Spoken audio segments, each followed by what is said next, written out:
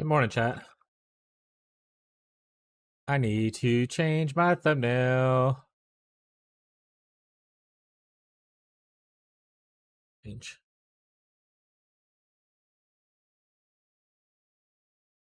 Okay.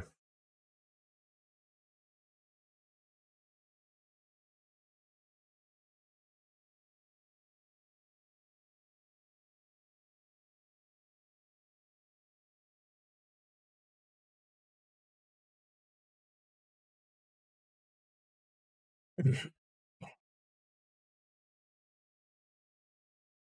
right. We're going to drop every frame we have.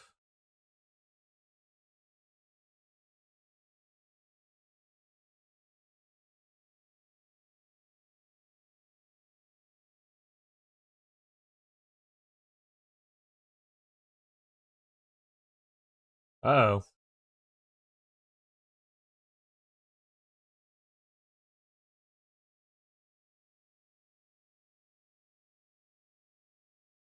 Okay, I think that's going away.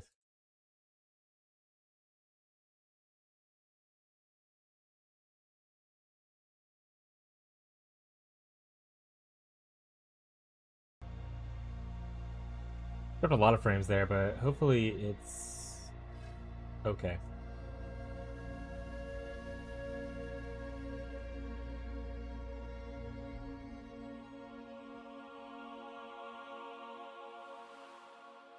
All right, represent that's okay.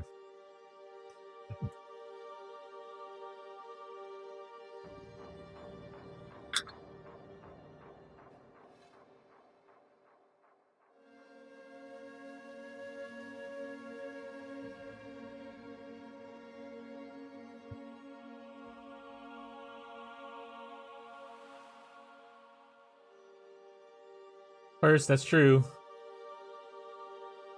We dropped a bit more frames. Okay, hopefully our frame dropping thing is not like the new hotness. That would be unfortunate timing. Not the frames. Yeah, we lost 15% of them in our stream so far. Hopefully that was just a little blip and it was just poorly timed. That being said, they did bury the wire, so I wonder if that guy hit the did mess something up when he buried the wire and like damaged it or something like that.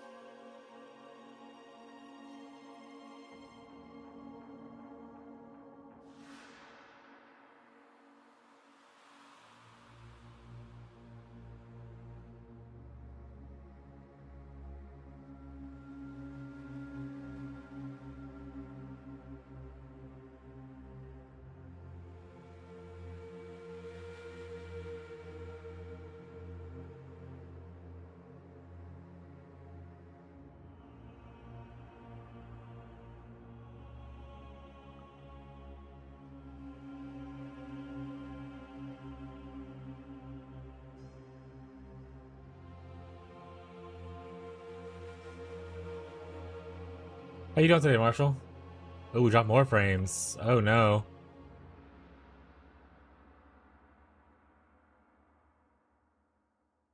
POE2 live stream is just cursed. This happened last POE2 live stream as well. Well, to be fair, we were a lot more internet issues then, and we haven't had in a while.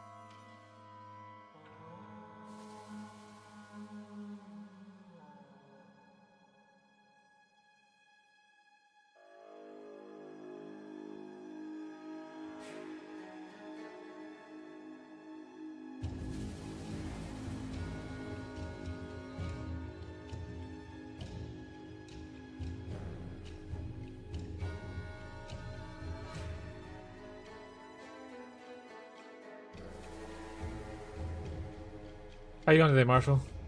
Hopefully, it's just a little. Hopefully, it's okay. Okay, enough, I guess. Hell yeah.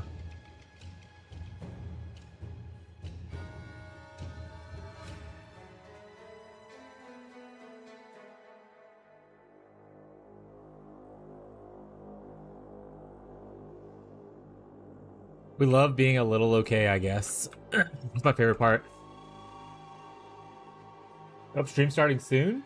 Oh, it went black. 1 second, I'll fix it. I'll fix it.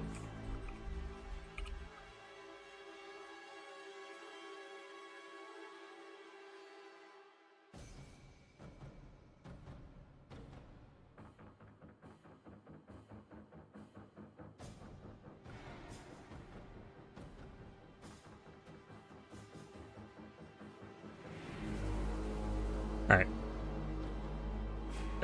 Don't ignore that, Chad. It's fine. Dropped more.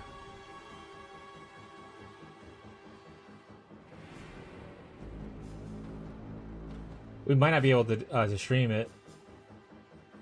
It might be we might have internet issues again.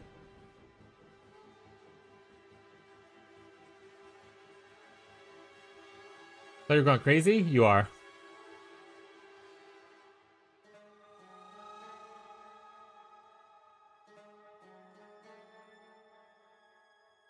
What the fuck? I thought I had turbo.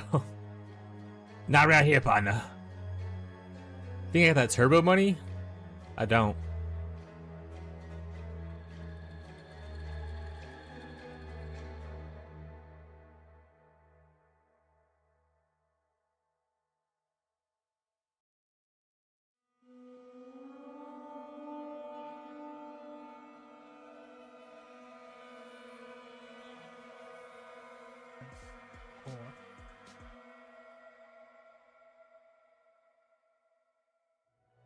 I really would like it to not cause me a bunch of issues. Unfortunately, it looks like our internet is suffering performance issues. So 1 second. Nope, that's the wrong message.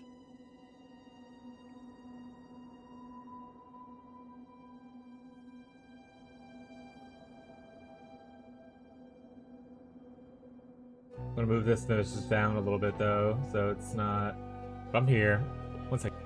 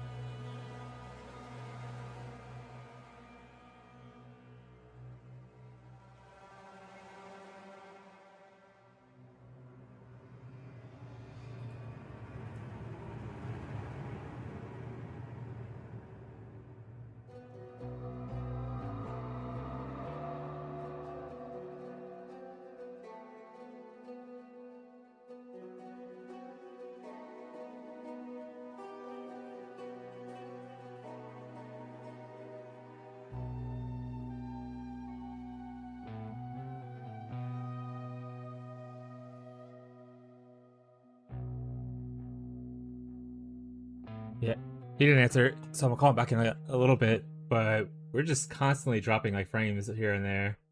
I think that when they buried the wire, they damaged something. Oh, there you go. He called me back. All right, nice. 1 second, chat.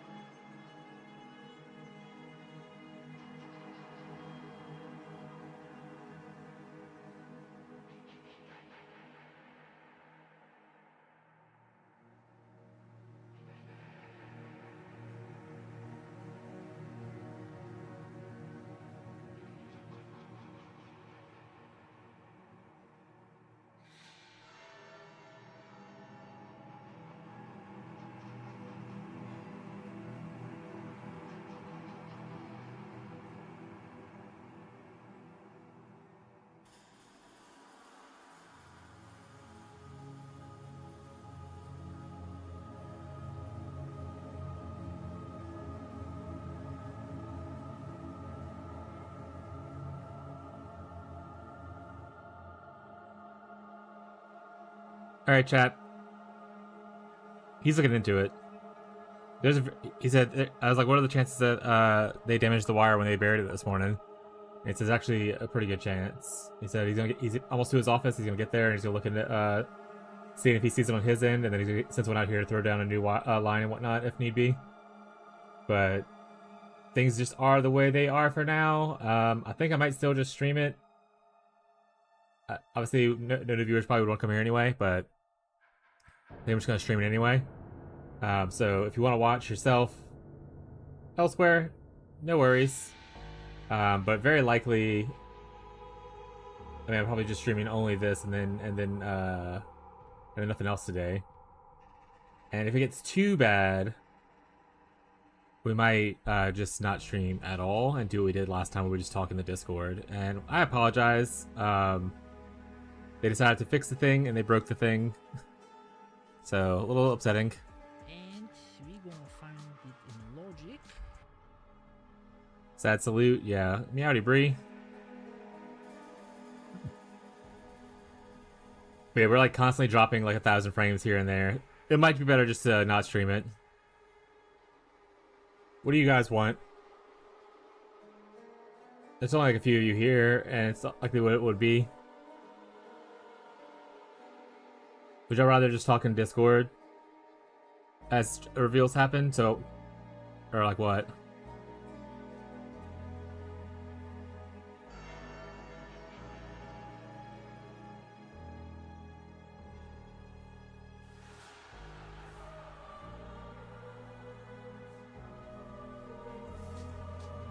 Break. So this is stop the action, and I'm just gonna go. It's a lot of frames. It's not like a little bit, and it's gonna eventually be to the point where I'm like hyper delayed. I think I'm not gonna let you guys decide. I think I might just end it, which is unfortunate. I'll chat in Discord. Yep, we're gonna do the Discord thing, chat. Sorry for the issues. I'm gonna harass my ISP all day today as well. Looks fine. I don't get it. No, it doesn't, and it you just got here. It looks fine for this moment, but like give it like a couple of seconds and it'll be down. Yeah, POE2 constantly breaks my internet. That's what the issue is. I'll wait a couple more seconds for it to start dropping in just to show Abby. Yeah, okay, it's starting now, Abby. It should start buffering. I'll go in the room and watch it with you.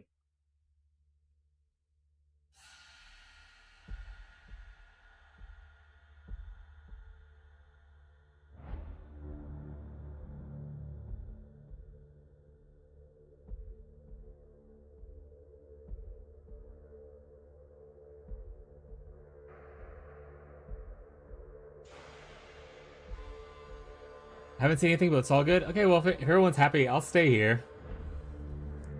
But I have lost 17% of my frames. And I do see the internet spiking up and down. But I will hang out as long as people are wanting to hang out.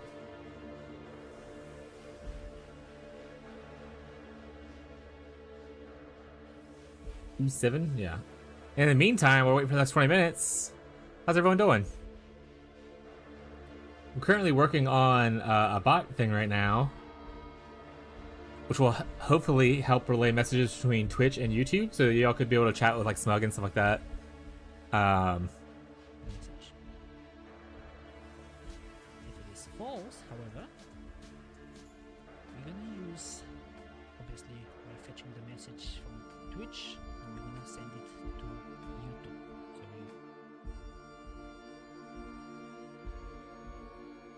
Bingo board where? I didn't make a bingo board. Honestly, I have no idea what to do for bingo board.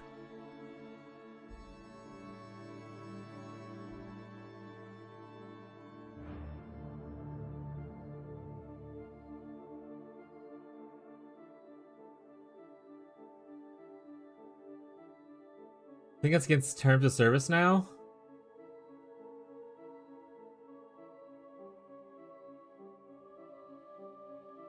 The bot joined chat thing. It didn't look like it when I looked into it yesterday, and there are several bigger streamers who have chat relay bots. Like Barricade, for instance, does it.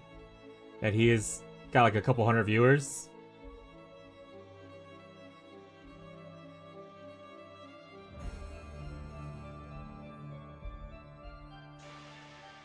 they don't want you displaying it on stream as far as the TTOS thing a TOS thing goes. So like when I used to do my intermission screen, I would have it where Twitch chat would pop up on screen. I can't combine it to show both Twitch and YouTube chat on stream. Add YouTube, send message. Here we're gonna select all broadcasts. Then as a message, we're gonna use, you can actually set it up however.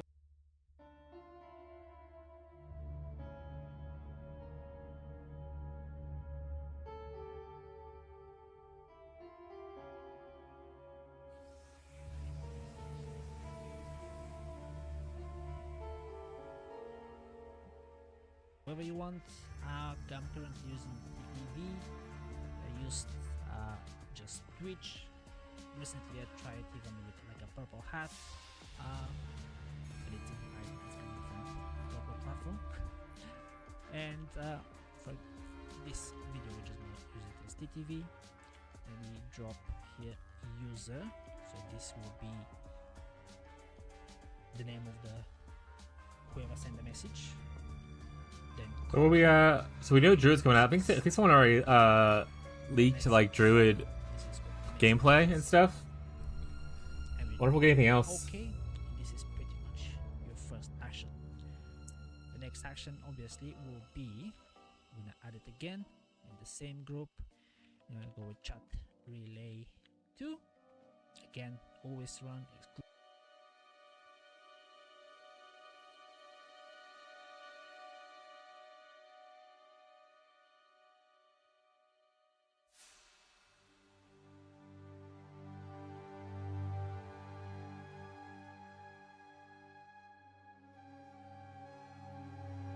Alright, and here we want to put an if else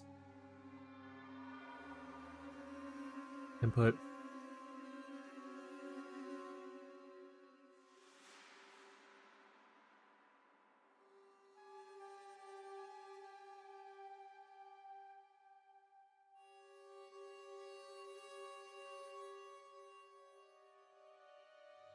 Then we want to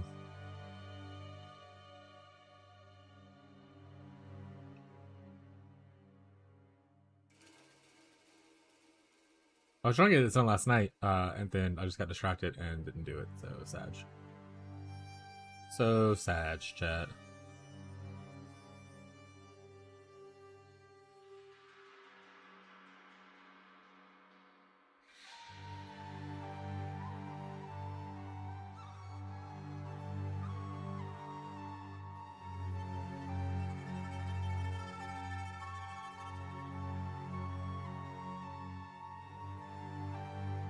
You see leaked footage? No, I have not. I don't want to watch it. I'll just wait for the gameplay. I'll wait for the stream. It's no big deal. Thank you, though, Fez. I saw y'all talking about it. Uh-oh. Uh-oh, I broke the bot. Cancel it. Enable. Just enable. Oh, that's why, because it showed... Oh, okay. I understand what went wrong here. I broke it on the YouTube end. Hello, myself. Because the YouTube end has a weird name for the bot, whereas it's not just a slinky bot. That's what the issue is.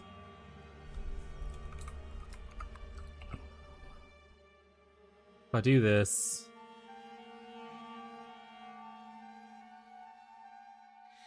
And then I do this. Hit OK.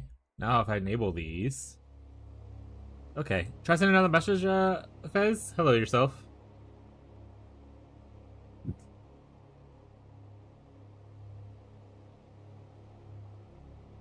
Okay, that popped up over in the other chat. And it did not relay itself over into this chat. Okay, I fixed it. It works. Nice. So there should be a relay going now where Twitch chatters will show up in the YouTube chat and YouTube chatters will show up in the Twitch chat.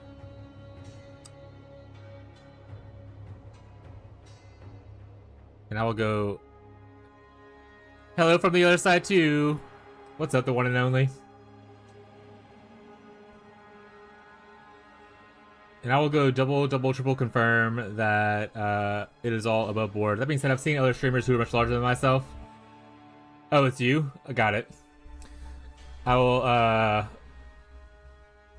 will go double confirm that this is not against TOS, but I'm pretty sure it isn't. I've seen larger streamers than myself utilizing this tool in this way. But I'll go double check while we wait for 20 minutes.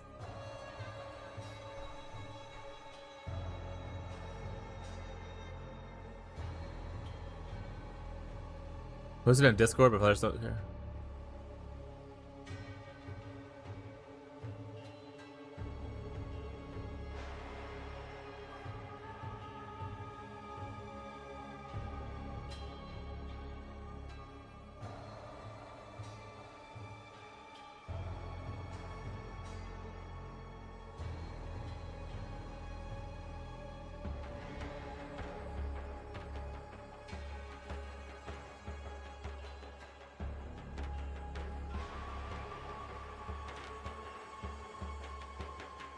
Yeah, that's the same guideline that talks about combining it on the stream itself. It doesn't talk about necessarily the chat. Just on the stream, like up here. I'm sorry, I can't see where my mouse is at. Apparently, on the stream in here, I can't have YouTube on this side and like Twitch on this side. Is what that means. Because the stream, which is this screen in front of me, has to not include other people's experiences. Whereas the chat is separate from the stream, is my understanding.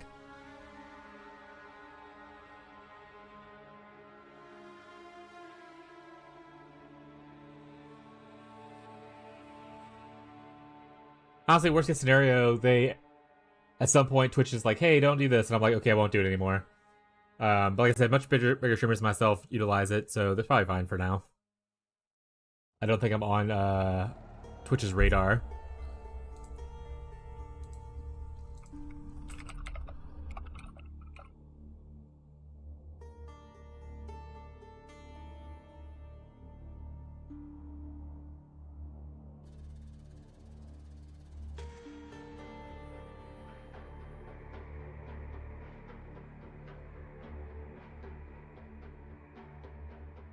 Yeah, so here's an example, by the way. Third bullet point, you can use one, but not shown on the stream itself. It's like kind of, and like a lot of people are like, "Yep, Soundcasting guidelines streamers aren't able to show command chat on the screen." So as long as I don't show it on the screen, it's fine. And like there's like a few different articles like this that I've saw that was like that. So it should be okay.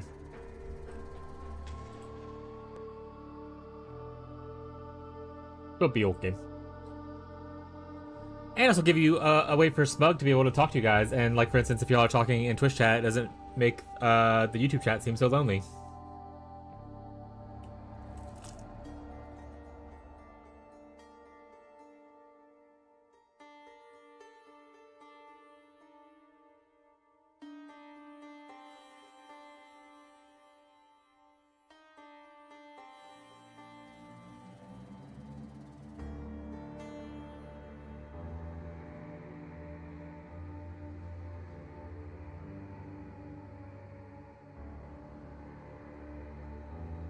Also, funny as hell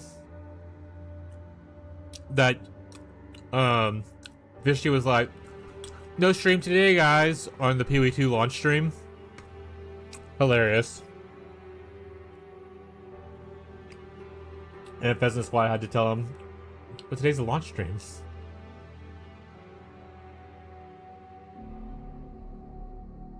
Oh yeah, it wasn't mostly about convincing you. It was also mostly about convincing me, because I have anxiety about those other things, obviously.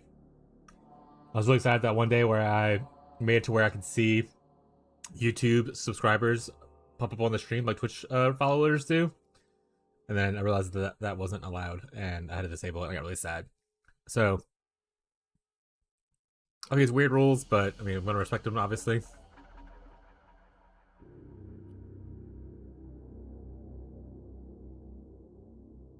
Well, we've dropped a good bit of frames this stream. Hopefully, it's not too much of a hindrance. And like I said, some of you said you haven't noticed anything, so hopefully it's not too bad. But we'll still likely, because I am seeing something, we'll still likely do the live stream and then nothing afterwards besides maybe talking about stuff. Like, I don't want to play any games or anything like that if I'm having issues with the internet.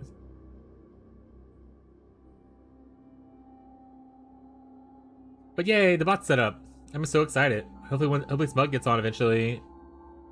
And that's a surprise.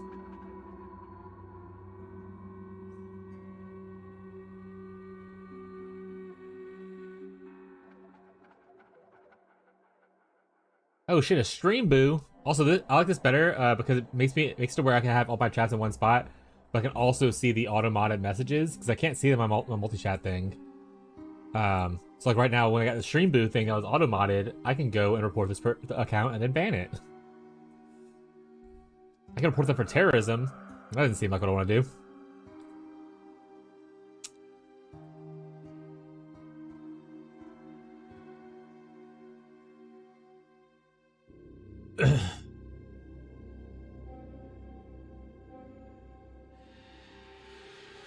Been 12 minutes, and I've been here. I've only seen one drop. That's good. To be fair, it's like it's showing drops every once in a while. It's not like steady. It's definitely not as bad as it once was when we originally had our issues. But you can definitely tell something is fucky with it on my end. But I'm glad it's not affecting your end too badly.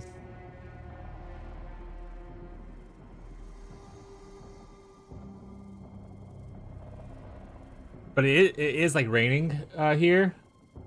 And then like they talk about throughout the entire time I've been dealing with my internet ISP issues, and about like, oh, if there's like water in the line, I wonder if someone nicked the line when they went to bury it today, and then some water got into it, and that's what's causing like a little bit of the issues.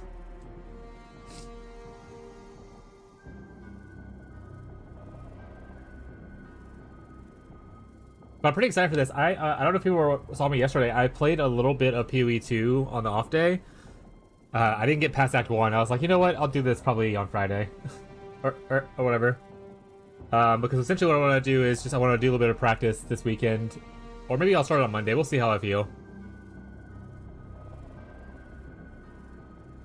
It might be a little bit of variety this weekend. And then practicing on Monday to launch day. We'll see. Because this weekend, by the way, for those who are not aware, I will not be streaming Saturday. I have plans with the wife to go to the Renaissance Festival. And potentially maybe even going to a nearby city to go see their Christmas lights, because they do a whole very fancy Christmas lights thing. So my Saturday's pretty booked up, so I won't be here on Saturday.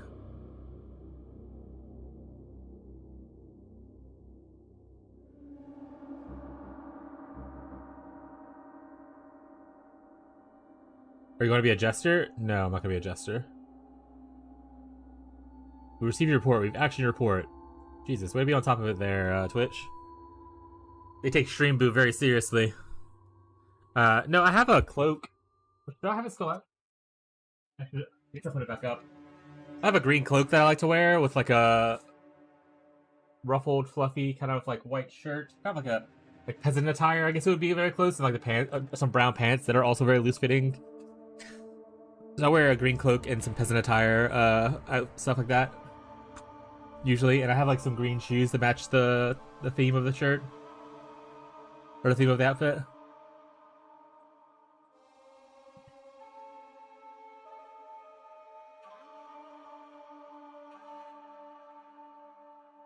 Oof, I have too many tabs open, so let's go ahead and close some of those out, I guess.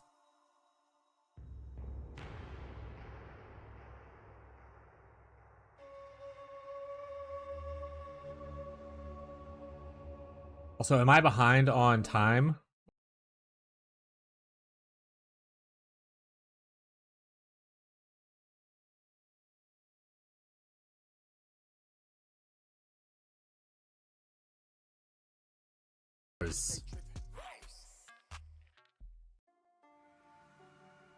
Okay.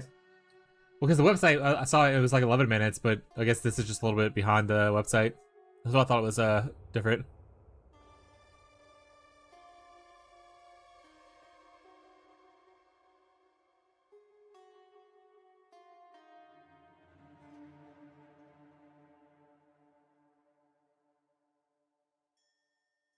Where's my wife?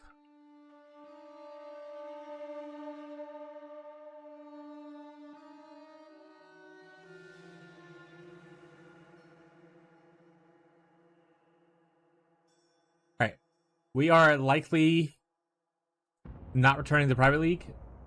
So if anyone needs anything for the Private League, by the way, let me know.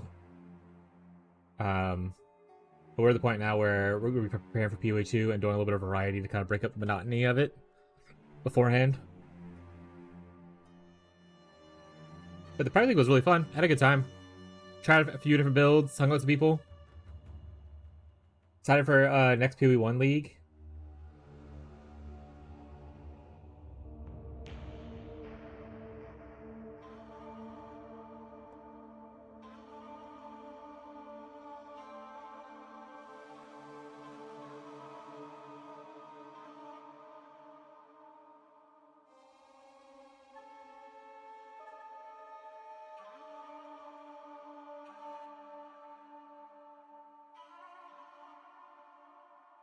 Almost 10 minutes! Guess I can finish eating my food while I'm just sitting here.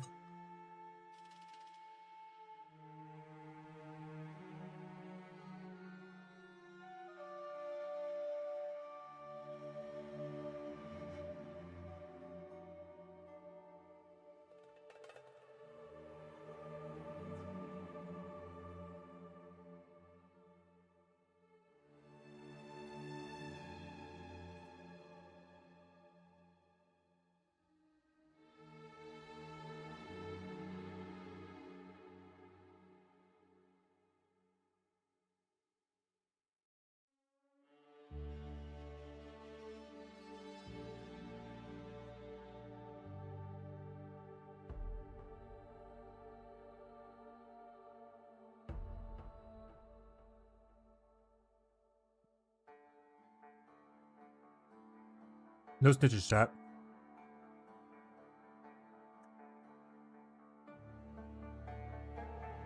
Quick, do y'all have Ren Fair in Hawaii?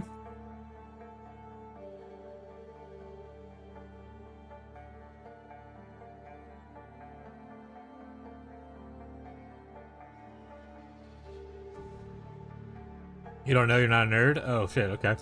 My bad. My bad, Had. You don't think so? That's fair. To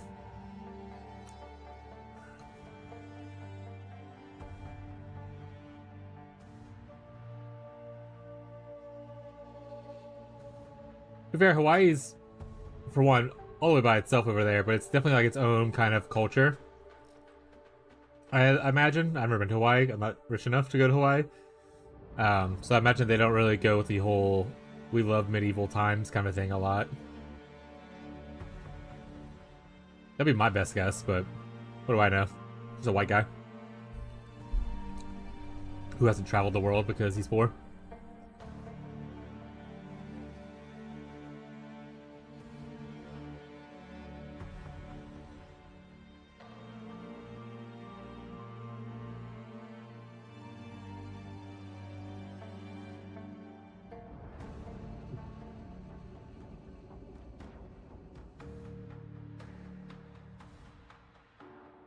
He definitely be more Polynesian.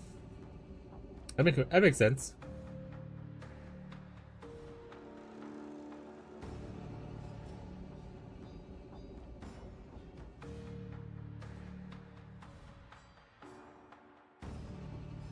I imagine places like Alaska also does not celebrate, does not do it. To be fair, I imagine there's not a lot of partying in Alaska. But that's once again, I haven't been there, so I don't know. I just imagine there's a shit ton of snow.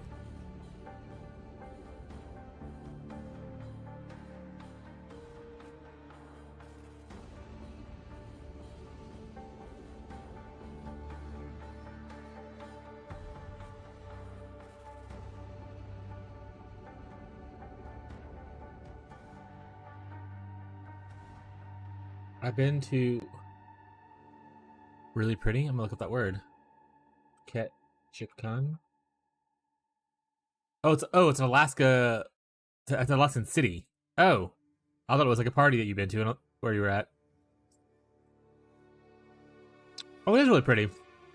And not covered in snow constantly. That's good to know. Once again, I have not gone very far north. The furthest north I've ever been, I think, is like Chicago. And that was only like in the last like handful of years.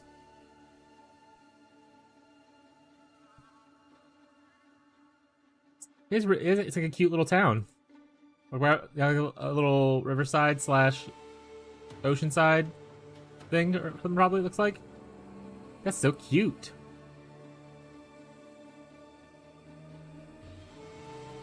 I imagine most of those, like most of their cities are probably along the ocean side. Like the bigger ones, at least. They have a Ren Fair in Anchorage? Anchorage, I have heard of that name, at least.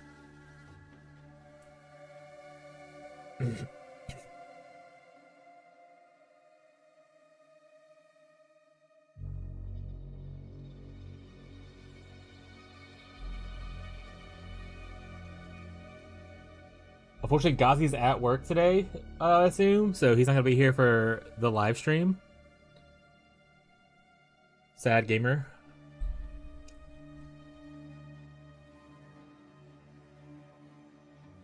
Also, Anivia, I see you hanging out in the distance, or in the background. If you're there, hi! I don't know if you saw in the Discord, but you're one of my top viewers for last year on my streamer recap thing. I appreciate you always being in the background just chilling.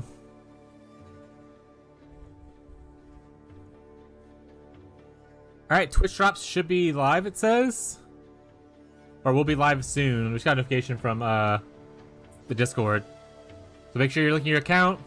Get your Verdant Wilds dodge roll. Hi, Divya. But yeah, we had I posted a picture in the Discord showing it. Yesterday. Here you go. See? There you are. My biggest fans.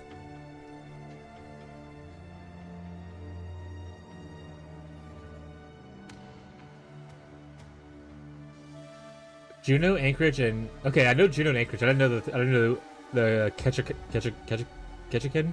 I don't know how to pronounce it. I feel like I'm gonna be mean, butcher it, so I'm gonna stop. I didn't know the last one. I know Anchorage and Juneau. I'm not well versed in world. I don't travel as much as you do, unfortunately. Your lifestyle is really cool, being able to see lots of different things, but I imagine it also comes with its downsides. Ketchikan? It's literally said. Okay, I was gonna say that, but that sounded incorrect. Ketchikan.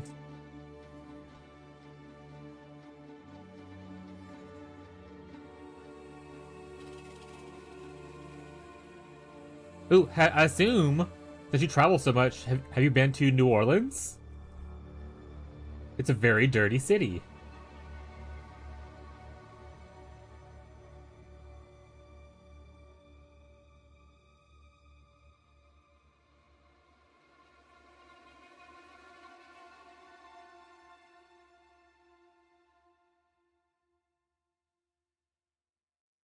Nope. Oh.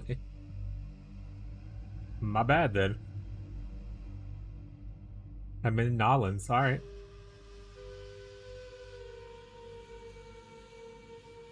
What's up, YouTube viewers? 3 minutes to live stream.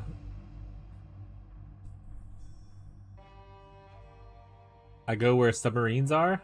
Oh, you're like a submarine-like specialist kind of a person? That's cool as shit.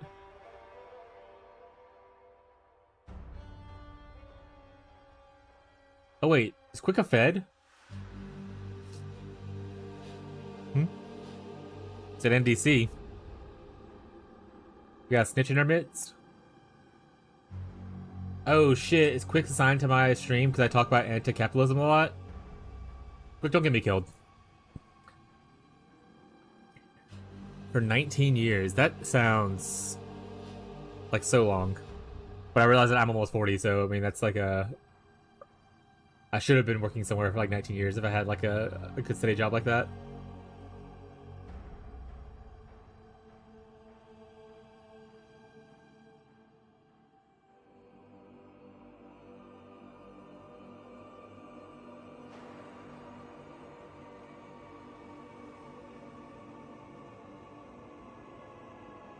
Alright, chat. We got less than 2 minutes.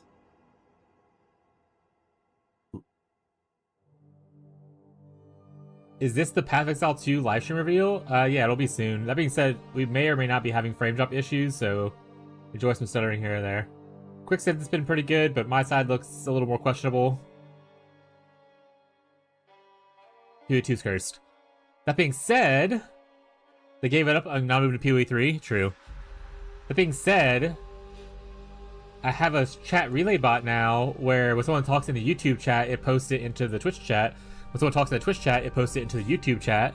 So that's really cool. I mean, no one really talks in the YouTube chat, but if they do talk, you will see it.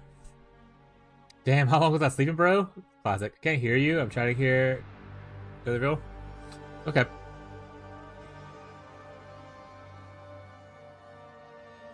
Marshall says he doesn't want to hear my voice talking over the live stream, so Sag. To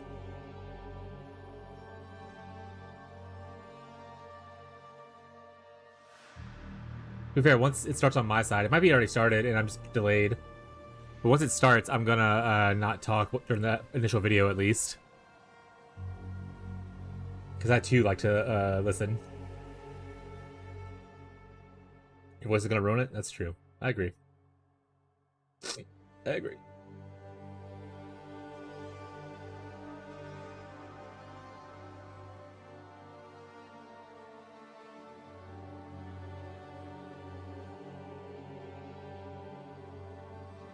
Hi, I'm Jonathan Rogers, Game Director on Path of Exile 2, and welcome to GGG Live. Today we're going to show you an exclusive reveal for what's coming next for Path of Exile 2. Twitch drops are enabled on today's livestream, so you'll be able to claim your Verdant Wilds dodge roll effect by following the instructions below. Now today, it's finally time to show off a new class that we know everyone in the community's been waiting for.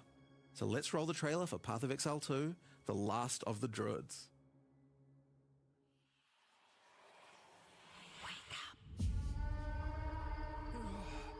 You see his butt! Sorry, so I wouldn't talk, but you saw his butt.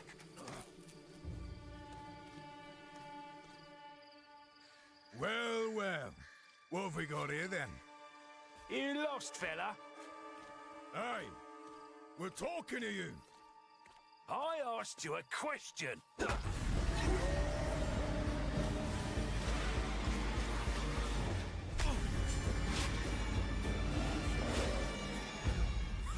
What's wrong with him? Ah, he's lost his bloody mind.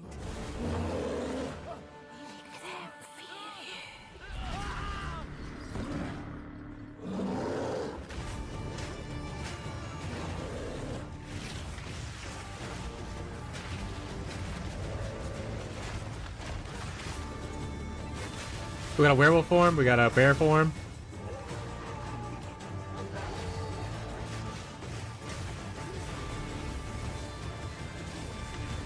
Tornado chat!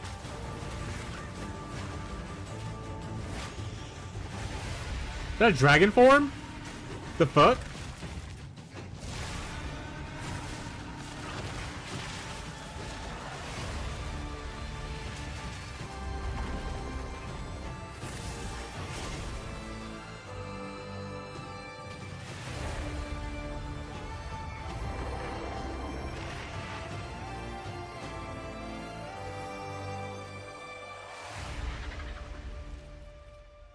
I will find you, Eve.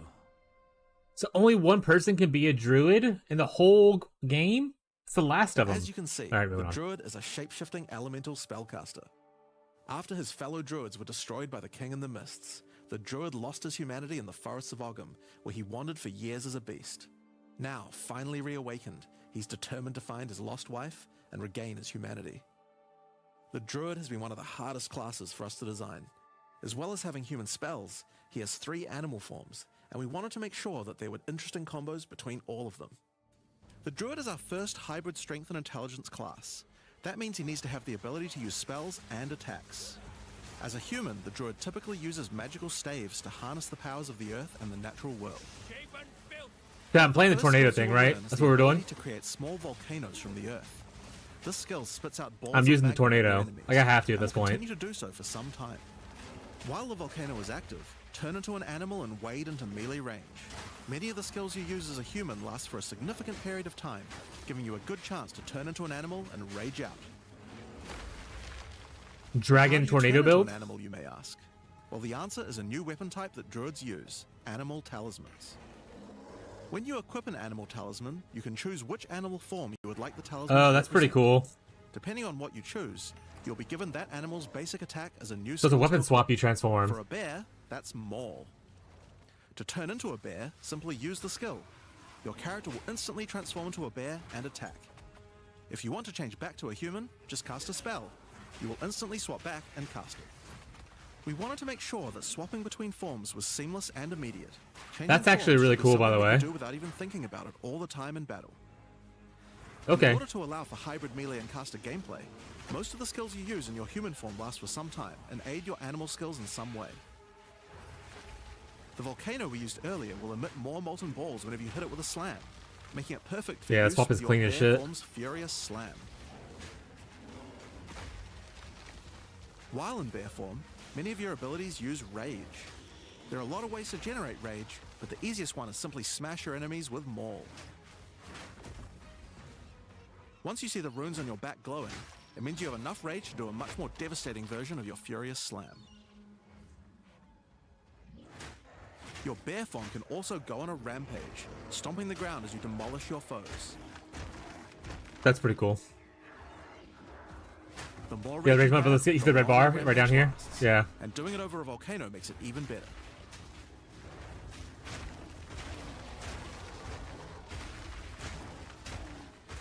As you consume rage, your bear form will generate endurance charges, and these can be used with skills like Ferocious Roar. Ferocious Roar is a war Knowing us, we'll play both. your subsequent attacks Fucking to got break him. your opponent's armor. The more endurance charges you have when you use it, the more empowered attacks you will gain. But Ferocious Roar has another special feature too. It's a meta gem that allows you to socket any war cry gem from Oh, another that's class into it, good. giving you the ability You to can do use war these cries skills with as a it? bear. Use the Warrior's Infernal Cry skill to make your enemies explode.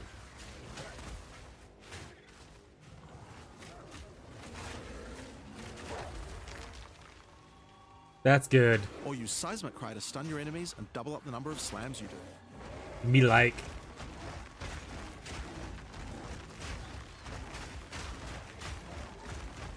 You can even use it with Ancestral Call, a skill that turns you into the fire god Cow. Ever wondered what the Karui god of war would look like if he was a bear? Well, wait no longer. Finally, So much building fire enough and rage, you devastation. can use one of the bear's ultimate abilities, Walking Calamity. This skill summons a storm of fire around you for some Oh, time, Meteor while Storm. generating even more rage to power your other abilities. A true bear apocalypse. How there might be Now, the be bear Act is 2 known for to being a once. slower, Smile. more lumbering animal, with slower attacks and heavy slams. But what if you want to turn into something a little more nimble? Well, let's check out the second animal form for the druid, wolf form. Show me the dragon form. I don't give a shit. For the wolf form, we wanted to go fast and furious. Even just the wolf's Oh shit, basic Fast and attack Furious? will Vin leap Diesel's here? forward and rake his foes. It's all about family? After attacking, the wolf stands up on two legs, but after running for a short time, he goes back on all fours, allowing to move more quickly between packs of enemies. The wolf has a lot of cold attacks based on his association with the moon, and the first of these is Lunar Assault. I like It's that great they're for all freezing your elemental enemies in themed. place. I'm assuming the Drake is like more After wind they're slash frozen, lightning use themed. your basic rake attack to knock shards of ice off your enemies, which land on the ground nearby and explode. If you want to get into battle quickly, you can use your pounce attack. This skill leaps at a target and applies a mark to them. Killing the marked enemy will summon a wolfman into your side, allowing them to fight with you. Oh shit. Lead up the Mark and wolf kill pack. as many enemies as you can probably my with a stream, Tyler. sizable pack. Yeah, While an like I enemy said, is it's been not marked, having a good day your today. wolves will prioritize that target and do more damage the more wolves you have. So make sure you keep your pack strong. Now, one problem you might run into is your wolf pack dying in boss fights. You often don't have any enemies that you can mark and kill in order to regenerate your pack. To deal with this problem, you can use Cross Slash. Cross Slash jumps backwards and does a vicious double slash. Any marks on your target explode and triggers their abilities. This allows you to pounce to mark an enemy and then summon a wolf even without killing it. Cross Slash also has another feature though.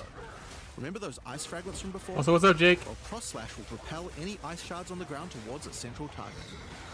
First, freeze your enemies with Lunar Assault. Then rake them to create as many ice fragments as you can. Then follow up with Cross Slash to generate a field of icy explosions to obliterate your enemies. Yeah, wolf form is kind of whatever. I don't give a shit about wolf form. If they're still alive after that, Bear look really cool, but I'm excited for Drake.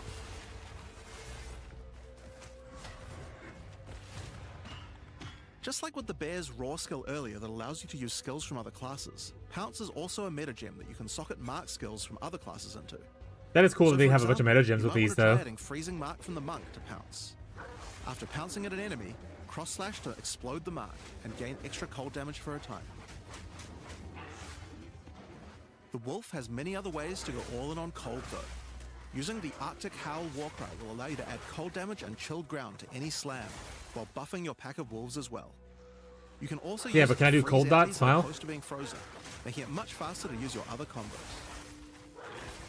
Finally, the wolf also has the ability to call down the power of the moon to transform into Oh shit, an Arctic Asmati. werewolf with Lunar Blessing. In this form, you move and attack more quickly and deal extra cold damage. Consuming Rage will extend the duration of your Arctic wolf form, so you could try a hybrid bear and wolf build if you want to utilize the skill to its full effect. Yeah, the damage on the bear they showed off was looked way cooler. They could have showcased a little bit better for Let's this, talk about the third form unfortunately. available to the druid, and I think it's a cool one. The Wyvern. The Wyvern has a number of long-range breath abilities, but that doesn't mean you can't get into melee range when you want to. The basic attack of the Wyvern is Rend. Jump forward into combat and slash your enemies with your lethal talons. If they're close to being stunned, you can blow them off balance with a blast from your wings, causing an explosion of damage. After the battle though, it's time to feed. Devour the corpses of monsters. Oh, hell yeah. And this is when the Wyvern's abilities really come online. When using Rend, you can consume a power charge to charge up your wings with lightning. Not only does this do a bunch of damage, but it allows you to turn this melee skill into a much larger AoE attack. Once your wings are charged, your Wing Blast will also do lightning explosions for even more damage. If your enemies are close to death, no need to wait for them to actually die. When you see this blue marker, just devour them alive. Fresh meat Oh, is shit. much tastier after all.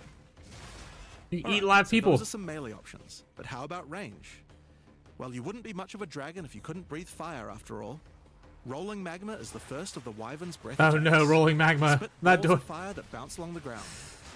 These balls will trigger volcanoes as well, so it's a good idea to cast one as a human right before you start spitting. But that's not all you can spit. You have something a little nastier in that gullet of yours. Spitting a barrage of oil at your enemies will cover them in a viscous Oh shit, sludge come. that makes them easier to ignite. If you have power charges though, plant your wings in the ground and vomit a barrage of lightning-infused projectiles. The more power charges you have, the longer you can do this for. But make sure you keep your foes at range. You're vulnerable to melee attacks while channeling this skill. In order to help with that, let's take a quick diversion Lost me back at to rolling some of your magma. human abilities. As a druid of Scoth, you have the ability to harness the power of nature to create entangling vines to slow down That skill your is cool as shit, by the way. The vine Another of thing. Nature's punishments is the thunderstorm. Creating one of these will create periodic strikes of lightning from the sky, and will also make your enemies wet. Why is that Oh shit. useful? Making them Well, of wet? course, things that are wet are easier to shock. Use it with lightning damage from your Wyvern form to enhance your damage. Making things wet also makes them easier to freeze, so it works nicely with your wolf form as well. And you know what else likes water? Plants. Water your plants to give them various extra abilities. Use Lightning Storm with Entangle to make them last longer, and attach more vines to each enemy, slowing them further. Summon Thrashing Vines to slam at your enemies for a time. Any that are created in water will be larger and deal more damage. Now, Yes, your then, mom with is our a enemies shotgun sufficiently smile. subdued with our plants, time to really lay into them with our lightning-infused barrage. Now, this last Wyvern ability is just ridiculous, but we felt like we had to do it. Use Flame Breath to take to the skies and rain down a stream of fire on your Oh enemies. shit. You have wings, so we have to take full advantage of them after all. Oh Fly around baby. and burn in it. I'm definitely doing Wyvern. That's cool as hell. Now there are a few other skills we didn't cover, but there's one in particular that I think will open up a lot of builds. Spell Totems. Spell Totems are meta gems that let you create a totem that will automatically cast any spell in the game for a time. In order to create one, you will need to spend 3 endurance or 3 power charges. You could use them to throw fireballs, summon comets, or shower the area in lightning. Really, the options are kind of endless. Your bear form can easily generate endurance charges by consuming rage, and your wyvern form can easily create power charges by eating corpses. so it's pretty easy for the Druid to get the charges needed. But they're also available from quite a few other places as well. I'm sure we'll be seeing a lot of different spellcaster classes thinking about how best to take advantage of these. Now of course, along with a new class comes a bunch of new support gems. We've added over 30 new supports throughout the game. I'll Totems. show you a few of the cooler ones here. Fan the Flames can be added to any wind skill to spread fire from one ignited enemy to the other enemies behind them. It's That's great cool. for the Wyvern's Wing Blast. But you can also use it on many other classes with wind skills, like the Twisters on the Huntress, or the Monk's Staggering Palm Projectiles. Accelerated growth causes extra explosive plants to erupt from the ground whenever you grow plants with rain. And Advancing Storm changes storm skills like your Thunderstorm or Tornado to move across the battlefield. It's great for watering plants en masse, or to turn tornadoes into a real disaster by sucking up multiple ground effects as they travel along. Yes. And the Sorceress might like to use it with Firestorm as well. Echoing Cry causes your Warcry skills to echo. They will repeat a couple more times with a delay after you use them, giving you more empowered attacks. Use it for the Druid's animal form Warcries, or on the Warrior for a nice power boost. Oh, you see the Grounding echo 3 shocks times. causes monsters you shock to turn into living Tesla coils, arcing lightning to nearby enemies. You could use it with your empowered wings for an extra damage boost, but it's also great with any other shocking skill. Try it out with Lightning Spear. It obviously needed more AoE clear. There's a whole pile more, but we'll leave those for you to discover. Now with a new class comes new Ascendancy classes. The Druid will have 2 options for now, with a third being released later. The first class is the Shaman. The Shaman channels nature's elemental fury and can harness rage as a spellcaster, unifying as animalistic and magical Ooh, spellcasting tendencies. rage. By allocating Druidic Champion, you gain spell damage the angrier you are. Oh, that's Furious good. Wellspring, you generate rage continuously and can spend it to empower your spells. With the knowledge of the Asmerian Magi, the Shaman can harness untapped power from runes and idols. After allocating Wisdom of the Magi, you will notice that all runes and idols have extra mods only available to the Oh, Shaman. that's cool as These shit. new mods unlock countless new possibilities for enhancing your build. You can also allocate Bringer of the Apocalypse, allowing you to become a walking natural disaster. After Oh, I dealing am. enough elemental damage, storms of all elements rain around you, destroying all who would face nature's fury. There are other abilities for the Shaman, but I'll just show a few from each class for now. The other Druid Ascendancy is the Oracle. The Oracle perfected the power of foresight and utilizes this in combat to gain massive advantage. When taking Fateful Vision, you will see visions of your future self using specific skills. If you decide to follow this path by using the skill yourself, it will do significantly more damage. Interesting. And with Converging Paths, at a critical moment in battle when a monster is vulnerable to freeze, stun, or electrocution, the Oracle can use Moment of Vulnerability to see a vision of the enemy's future, and then merge it with the current timeline, allowing him to deal damage to both. And one of my favorites, when you first become an Oracle, you'll notice over 130 new extra passives Look at all those appear in the passives. Druid section of the tree. By allocating the Unseen Path, you use your power of foresight to learn from alternate futures and gain skills that would otherwise be unavailable to you. He gets extra For extra example, passives? That's self-sacrificing insane. allows you to be able to summon more minions by reducing the spirit costs, with the trade-off of making your reservation skills cost more spirit. Or Corruption Endures, which allows oracles to have a small chance to avoid death. Both the Druid Ascendancies offer interesting and unique ways to gain modifiers that no other classes can get, so we're expecting a huge variety of build possibilities from these. Now there are unique talismans for the Druid to use as well. We won't spoil all of them, but this one was particularly cool. Fury of the King turns your bear form into a fire demon, converting most of your damage to fire. Oh, the As a fire You demon. can also use Molten Crash, a jumping slam attack that leaves fissures around you. This unique also continuously grants glory, allowing you to use your ultimate abilities more easily. Now of course the Druid isn't the only thing we're adding to 040. We still have a bunch more to show. With every new release, we create a new league with new mechanics, new pinnacle bosses, and with a new story to tell. And this time is no exception. So let's roll the trailer for the Fate of the Vaal. Ready the vault, let's go. Palace of Queen Atziri. It is a ruin, but in the dark, machines still churn.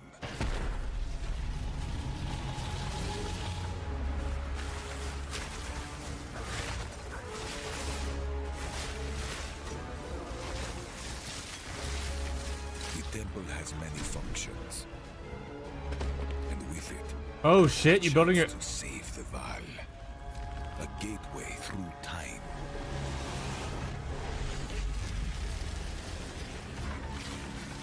They're building Vaal temples, chat! Again and again.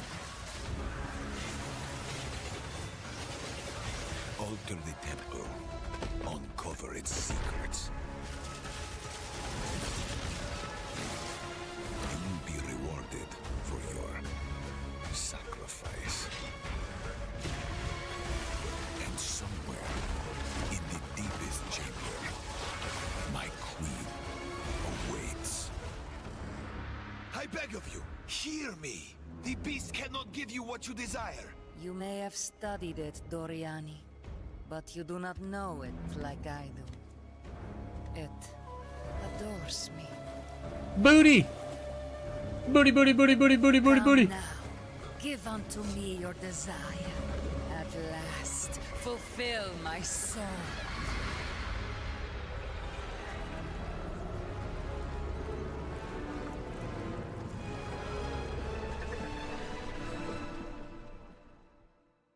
Hi, I'm Mark Roberts, Game Director on Path of Exile.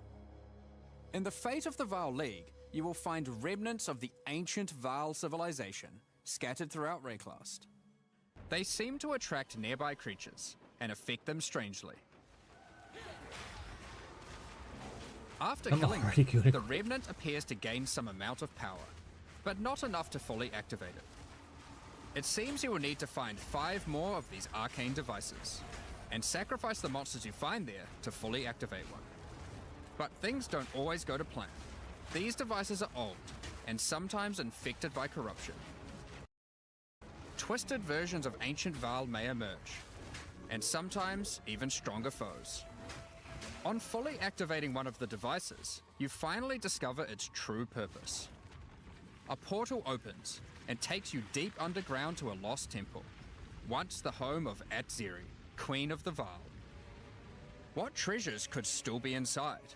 I think you're gonna want to find out. In front of the entrance is a console of some kind, and on activating it, you can see a map of the temple. Atziri's personal chambers are on the far side, but how could anyone get there? There are disconnected rooms, and the layout doesn't seem to make sense.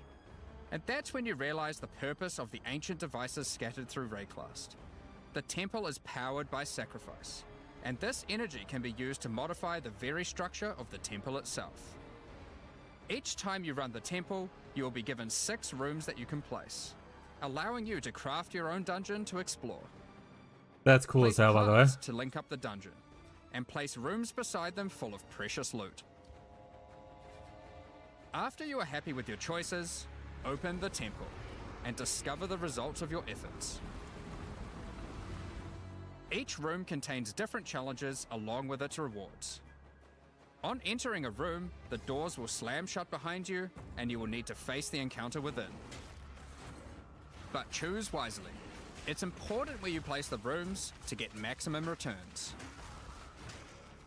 For example, when placing a commander, you could just place it anywhere along an existing path, but a much better strategy is to place it next to a garrison of troops for him to command.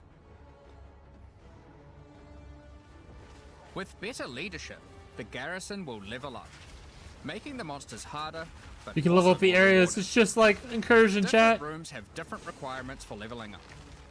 For example, if you want to fully level up a smithy, you will need to supply it with golems from an adjacent golem works, and hook up a generator to the power network to supply it with power. After doing so, the golems will be powered up, making them much more dangerous. You don't need to memorize what interacts with what. When selecting a room, you will be shown the locations that will make other rooms level up, and exactly what effect it will have on the That's really temple. nice.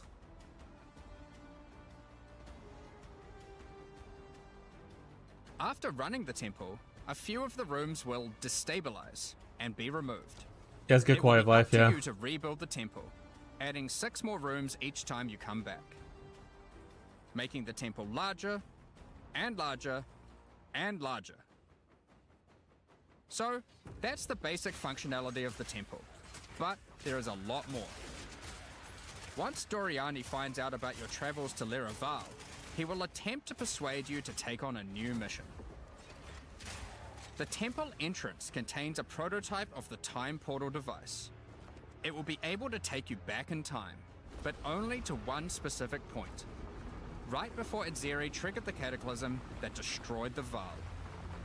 He requests that you go back and attempt to stop Itzeri to prevent the Val from ever being destroyed.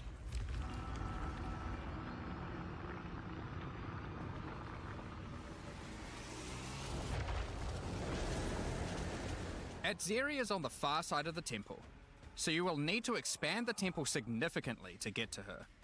And even worse, her chambers can only be unlocked by a room that isn't currently accessible to you.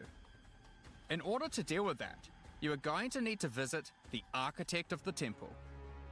To get to him, you will need to place path rooms, but while doing so, you will probably want to exploit some of the Val technology only available in the past. Once you can travel into the past, a whole new set of rooms are available to you, and they have some pretty insane rewards. At level 1, the corruption chamber can be used to corrupt a single item. But placing it next to a thaumaturge to run the place, and a sacrificial chamber to provide soul energy, you'll be able to level it up. Look, it's a And corruption it's chat. worth it. Because once you get the room to level 3, there are some very nice rewards to be had. In a level 3 corruption chamber, you will find this mysterious device. It has a slot to place an item, and it only accepts items that are already corrupted. What will happen to them? They're not gonna tell us. Normally once an item is corrupted, Oh, they will? you can't Nice. modify it any further. But this device allows you to corrupt your item a second time, adding another enchantment.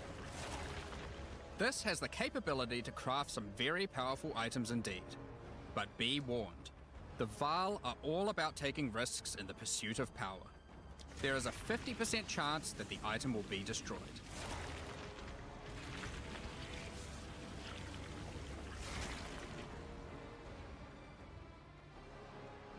They eated your Each item. room Rip. has its own interesting mechanics and rewards when it levels up. Many of them contain bosses to fight, special drops, and in many cases, new crafting opportunities. Oops, skill jump corrupts. For example, a level 3 alchemy lab has a nasty Val construct to fight, but if you can defeat it, you can find new corrupted soul cores. Like Guatalizi's thesis, which on boots allows you to sacrifice your life to run faster. Or Sita Qualottl's thesis, which on gloves will revive one of your minions whenever an offering expires. Oh, that's cool. Get a sacrificial chamber to level 3, and you will need to face a highborn priest of sacrifice. Defeat him to be able to further corrupt a Val unique, modifying it in unpredictable ways. One of the mods of this unique will be removed and replaced with another random mod.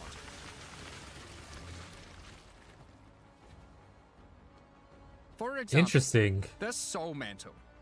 It gives you an additional totem, but lowers your totem's life and curses you when they die. By using the machine, this could result in a terrible item if you remove the good mod, but also some amazing items if you replace the downside. Oh.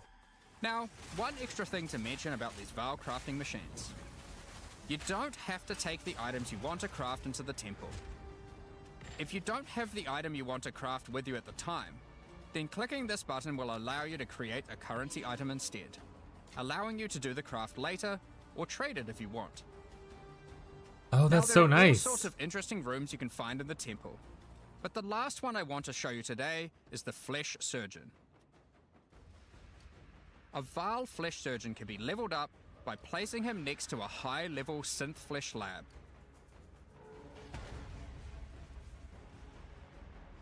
But be careful. the Flesh Surgeon has some rather unpleasant experiments in his personal lab. Afterwards, you might notice the surgery table just sitting there. The Varl are great at crafting items.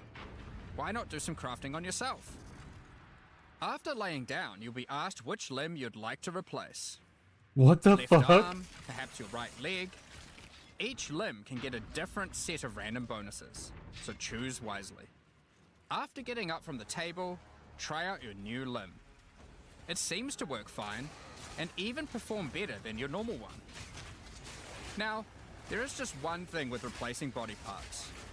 If you die and are resurrected, your body will return to its natural state. You might need to return to the Varl Surgeons if you want another robot arm, and maybe get a better one next time. Some rooms like the That's command so room fucking can give you weird. a new type of reward. Medallions that can be used to manipulate the temple in other ways. Using a Queeper-Lartal's medallion will allow you to artificially boost a room, even if it doesn't meet the normal requirements to level up. And a Huatalotli's medallion will stop rooms from destabilizing when you complete a temple, allowing you to guarantee getting a reward a second time. Great if you want to stock up on double corrupts. Now, with all that aside, time to face the Architect, and you will be in for a fight. Once defeated, you will find another console that can be used to modify the temple. But this one is special. It allows you to place new types of rooms with specific rewards. There are rooms with specific uniques, special runes, and currency. But also a few other, more niche crafting experiments. Like this one, that can Turns extract augments, the that's pretty soccer sweet. balls back out of an item, at the cost of destroying it. Now, something really important is every league we release a significant amount of content for the in-game. In order to make sure that the Fate of the Veil works well for late-game players, we've added many mechanics to make sure that you can scale the difficulty and rewards to match. Getting some rooms to level 3 adds extra mods to the entire dungeon, and these stack with each other. So in endgame, when you can get some really big temples, you can generate a challenge that can even match the strongest of characters. We also start to introduce ways to store up energy for the temple, allowing you to save up many runs so you can do them later at your leisure. That's nice. I was Not gonna say I want to do them all at interrupt your once mapping instead of too like having to do it once every Now in each Once every league, map kind it's of thing. important that we have a new pinnacle boss to test your character's might. In the Fate of the Varl, you will get to face Adzeri while she was at the peak of her power. One of the rewards you will gain by defeating the Architect is the ability to place the Royal Access Chamber. Once connected to your temple, you can visit it to finally reach the Queen of the Varl herself. This fight takes place at a critical moment in history, right as Adzeri communes with the Oh beast's shit, 4 power boobs. and takes her true corrupted form. Now, we are not going to show But you the chat- whole fight, but we will tempt you with one of the rewards. This is Adzeri's rule. This staff gives additional levels to all of your corrupted gems and lets you trade life for extra damage. But in addition to that, while using the staff, mirrors of refraction will constantly appear on the battlefield. Any projectile you fire at these will split into a nova, and they can chain from one to the other. So, that's the Fate of the Varl League. But we are also bringing the previous league, Rise of the Abyssal, into the core game, along with Woo! a few changes. Now, for those of you who haven't seen what happens when a league is over, it's important to understand that you will not be seeing abysses in every area anymore. Rise of the Abyssal is now one of the league mechanics that can show up randomly in endgame. If you want to specialize in running abysses, there is now a tablet that will allow you to add them to any map you run. You can also craft the tablet to add abyss-specific mods to enhance how they function. Now that Abyss is core, it also needs its own Atlas tree. More trees! You can gain your first points by completing an Abyss. but there are more available for doing depths and killing certain bosses. And there are a bunch of different options. You might just want more monsters and bosses, but you can also make finishing an abyss have a chance to overrun a nearby map with the abyssal. Or make your waystone modifiers also apply to abyssal depths. You could specialize in the interaction with other leagues, or specialize in a specific abyssal faction.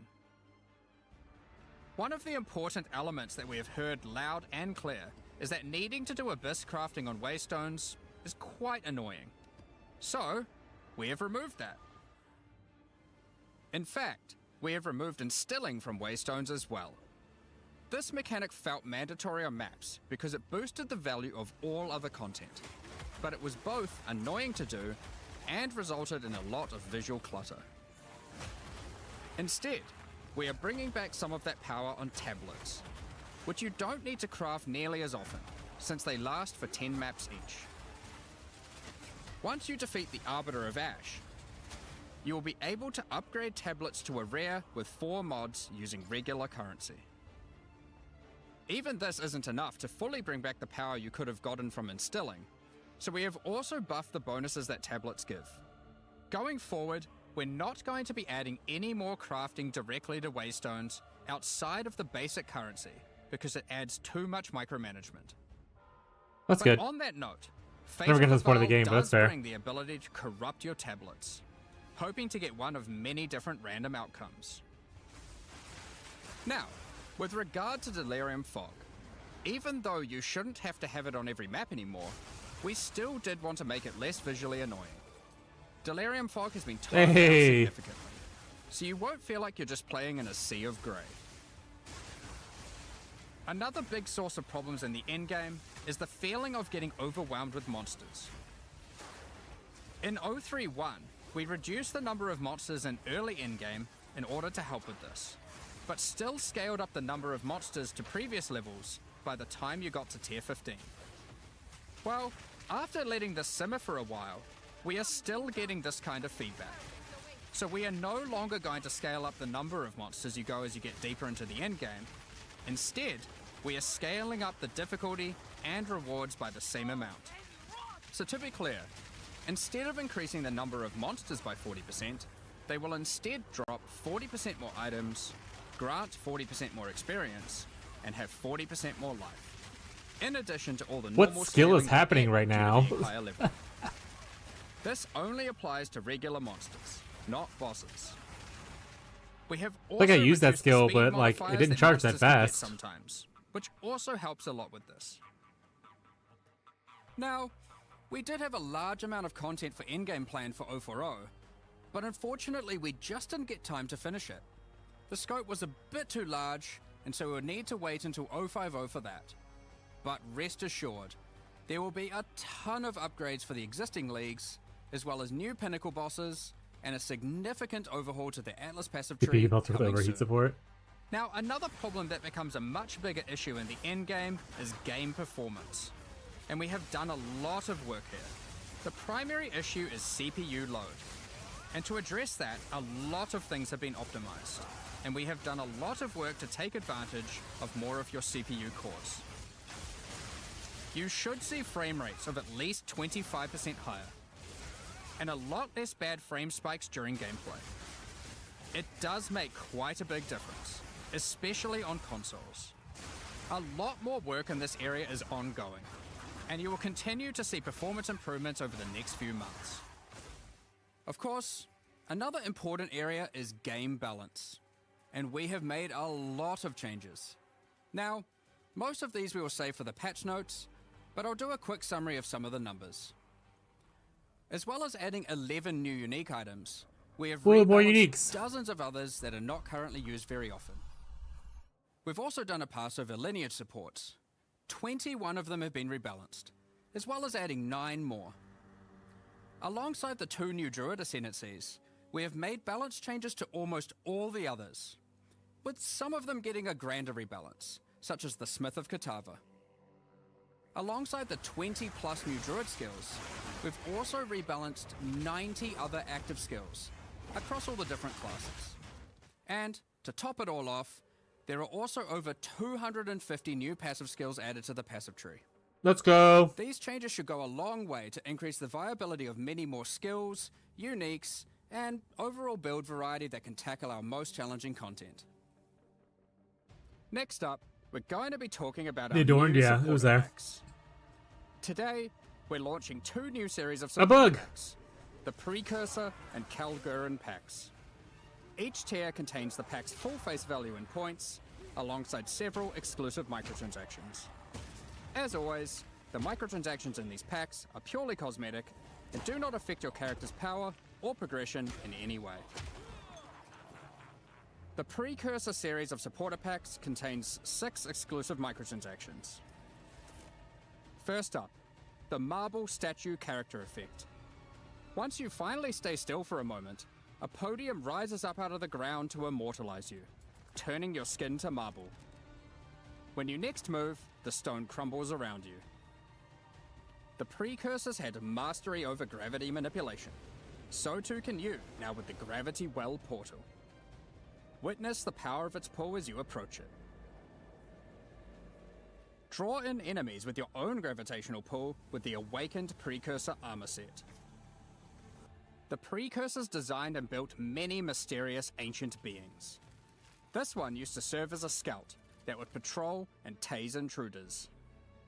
Why salvage gear yourself when the Master of the Forge can do it for How you? do you gotta buy one of these supporter Molten packs? gold spills You're a out big as the Adziri Forge fan. Master breaks down your items.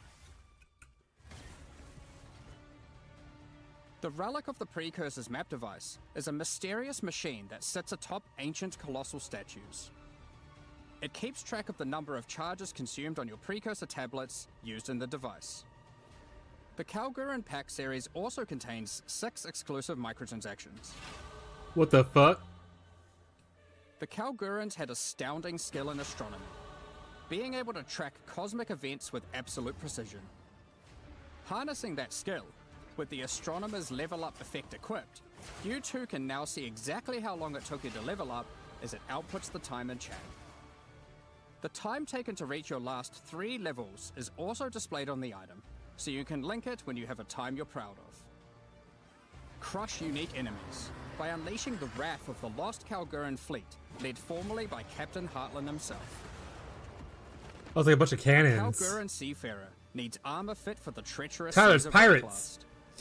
This set has you covered with the classic tricorn and, of course, a peg leg. Tyler, there's a Lost peg treasure leg. weapon skins top off your appearance of a true raider of the seas. These gilded weapons can be applied to wands, two-hand maces, and shields. After a long day of plundering loot, retreat to the Kraken's Cove hideout. Tyler, you want that hideout? There's no way you don't want that hideout. It's literally a pirate hideout, bud. Many ships have met their demise here. I have to get this one. What better to accompany you in Kraken's Cove than a kraken itself? Replace your stash with a dormant kraken, waiting for its prey. As you approach, it will awaken and terrify both you and any guests in your hideout. Alongside this, an extra stash skin item will be granted to you, and when placed, will automatically open to any stash tab set with the currency affinity, to help having to navigate. Oh, it holds all your treasure. Additionally, any microtransactions from the supporter packs will be made available for use in Path of Exile 1. Thank you Tyler's very definitely much getting the for pirate all your stuff. ongoing support. Relationship with We're Mage just Tower about over? to start Yeah. the Q&A with Ziggy D. Afterwards, at 11 AM NZ time, we'll post the patch notes. With release at the end of next week, our community team will be posting crucial information you'll need for the release. Keep an eye on the news. Thanks for joining us today and checking out our latest developments. We're looking forward to playing alongside our fellow shapeshifting exiles, all while uncovering Lost Val secrets by doing some dungeon crafting. We'll begin the Q&A shortly, so please get your questions ready. All right, while they're queuing up for they're waiting for the thing. Just initial thoughts. What does everyone think? I think Bear looks amazing. Obviously, the werewolf is kind of whatever, but I feel like they just really showcased the bear and how strong it is. And that with the werewolf, it felt like their damage wasn't there. But it's a little different. Wyvern's really cool. We'll get into ZD in a second. He's probably not saying anything interesting right now. Of the Druid and the Fate of the Yeah. Wyvern looks really sweet. I love the flying in the air thing. Very, very cool. They didn't show any of the new sword skills or like that, so hopefully they talk about it here. The new mechanic looks sweet. Building your own temples. It has all the Vol stuff we love from POE1. Pretty exciting. I think it's going to be cool. Yeah, with the POE1 release. It feels like only several weeks, and that's pretty accurate. yeah. We get to see you twice as often now, so that's fun. Yeah, I'm around every 2 months or so now, roughly. It's great. I love it. Let's keep going. So I do have to open with this, though, is like, Druid looked a little bit weak, I think, in the demonstration video today. Yeah, I think one of the issues that we have is like we're so concentrating on like just demonstrating how the mechanics work that we sort of forget to be like, okay, let's actually make sure the damage numbers that we're doing on this like test character we're filming here are actually like in line with what people actually normally expect. So yeah, there's just a few things there that we probably should have caught and made a little stronger. So they admit that the werewolf was a little weak. It's certainly from the alpha feedback incredibly powerful. Like Yes. you know, the Packbot. like, you know, we were saying Classic people saying, Tyler. you know, the wolf looks weak or whatever. Well, I can assure you that on alpha there's a bunch of people saying the wolf is super OP. So you know, it just comes down to the things you go through in order to demonstrate stuff. I think we probably going to be worthwhile. We make some videos showing a bit more of the less demonstratey side and get them posted and stuff this week. Because honestly, you can just play it literally right now, and it's you know. Yeah, I've definitely been What's up, Nate? playing and recording a bit myself, because I was like, when I first watched it as well, the draft, I was thinking, it's like, I don't really get a feel for what it feels like to actually play it. There's good demonstration here of the mechanics. Yeah, Druid login, yeah. Yeah, I can understand how from your perspective it'd be pretty easy to be like, oh, I want to communicate how this cool thing works and this cool thing works. There's a fine line there for sure. Where if you get too hectic, people are like, I don't even know what's going on. I'm just they're just looking at a ruckus. And then, yeah, in this case, I'd say we went on a little too far on the other side of the line, was just a bit too slow. And as a result, yes, it can look a bit weak. But yeah, I think we'll try and get some like raw Druid gameplay out to people to understand it. I think particularly for this class, because of the shape-shifting stuff, it's so hard for us to, normally we can look at something and be like, oh, that's just a demonstration. We kind of know what it would look like. I'm going to look at POE1 and get my new pretty the Druid, it's classic. just so unusual. It's so different that it's actually hard to judge what it would feel like to even play it. And I'm happy for my hands on to say that like it's almost immediately like very smooth, the shape shifting of it, the movement of it, especially because like in your demonstrations you're not really using dodge, roll, sprint, that sort of thing as well, which makes a big difference. I suppose one of the things we didn't really dwell on in the video as well is that we do actually have dodge roll. I mean, they're not actually rolls for the animals, but yeah, all the animals can like hop around and that kind of stuff. And that was honestly one of those things that was like kind of funny, because initially we actually had it so when you dodge rolled, you would transform back into a human. And the reason we did that is because it's really hard to make animations for animals that like actually work correctly. Like we actually thought it was impossible, but then when we actually put it on alpha, there was the kind of visceral reaction of I want to still be a bear, like, you know, while I'm hopping around. So we ended up having to like work out like, okay, how can we make this possible? How can we make it so that you can actually do the dodge rolling as an animal? And that sort of ended up being pretty good, I would say. And this was like clearly the classist, like the hardest class to design so far, and it took a bit longer. Like I think you were originally hoping to bring it out in a previous expansion. Yeah, quite a while ago. But the thing is with it is that it's kind of like designing 4 classes in one, because not only do you have the situation where like obviously we want to have synergy between skills and stuff like that, and we can like look at that in a normal class and work out what those might be. But with this class, people want to be able to play just as a bear or just as a wolf, as well as people who want to play like dual with a human and a wolf, or people who just want to be a wolf and a bear, and like all the different combinations. So we had to kind of come up with a way for like each line needs to be self-sufficient and that it's got all the tools that you need. But at the same time, you have to not have it so it feels like there's just duplication between them. We're like, oh, like this is just the same thing as what a bear has, but you know, you are a wolf instead. So we kind of have to like, it's like you need all the tools, and yet you also need to have them feel different. And that just made it really, really tricky to get all of the things right with it. And then it didn't also help that, you know, since the last time we were working on the Druid, way back when we showed it off in Gamescom 2023, we had WSD. And that is a whole other complication because, you know, like how can we make that work give you a with the treat. animal forms? It's like all right. thing. You know, like I'll tell you the Wyvern, for example. Like we had a hell of a time making it so that you could do the ranged attacks, because you need to be able to walk while you're doing it. The Wyvern's sitting there with its arms like over here, buddy, on the ground. You know, like being able to walk while also spinning it. Yeah, it's like we went through Thank so you, many Nate. iterations of that. So yeah, it was just a very tricky class overall. Like just crazy. I remember seeing some very goofy looking like Wyvern like months and months ago. Yeah, you were like trying to. This is not working. Right. Like, Well, I also remember like for a long time the wolf was just like a dancing dog. It was just like it looked really silly. And, like man, the wolf as well. I mean, it was was really hard to get right, and because one of the things we really wanted to avoid was I didn't want that too much of that whole like man in a wolf suit vibe. Like, I wanted Man to in a actually get wolf the suit. feeling of like this is an actually different animal, which I think with the bear and the wyvern's way easier. With the wolf, it's like it's really hard not to just go back into that. So we had a lot of questions about like what even the locomotion was. How does it walk? Are we going to walk on 2 legs? Are we going to walk on 4? We ended up splitting the difference. You can do both, right? Like you get that when you're attacking and you can be upright walking on 2 legs. When you're walking, you run on 4, and you actually do get a speed boost while you're on 4 legs. Like as a wolf, just so after like 1 second of walking, you go down on 4 legs. You start moving a bit faster. So yeah, Your hideout, pretty cool. Tyler, Interesting I thing assume. there, I don't think is each form technically has a kind of passive benefit. Right, Yeah. right. So obviously you've got the running fast as a wolf. Can't remember exactly what the wyvern ones were, but like for the bear, for example, because you're just a bit bigger, you know, a bit of a tank. Yeah, you actually do get armor, and armor applies to elemental damage as a thing, and like, you know, there's a kind of, which is like honestly, unless you actually click the bear keyword, is like undescribed everywhere. Well, it was even more than that, because I was just looking at it in game before. Hey, buddy. The bear has like passive endurance charge generation. Yes, it from does. Rage So from expenditure. rage expenditure, it does. I was like, that's so cool. yeah. So we really wanted to make sure that each of the different forms had things that can benefit the other forms. So like it was really tricky to think like, what are resources that a bear can generate? What are the resources that wolf Yeah. can generate? What are the ones the wyvern can generate that the other ones can then use in order to kind of get that cross synergy?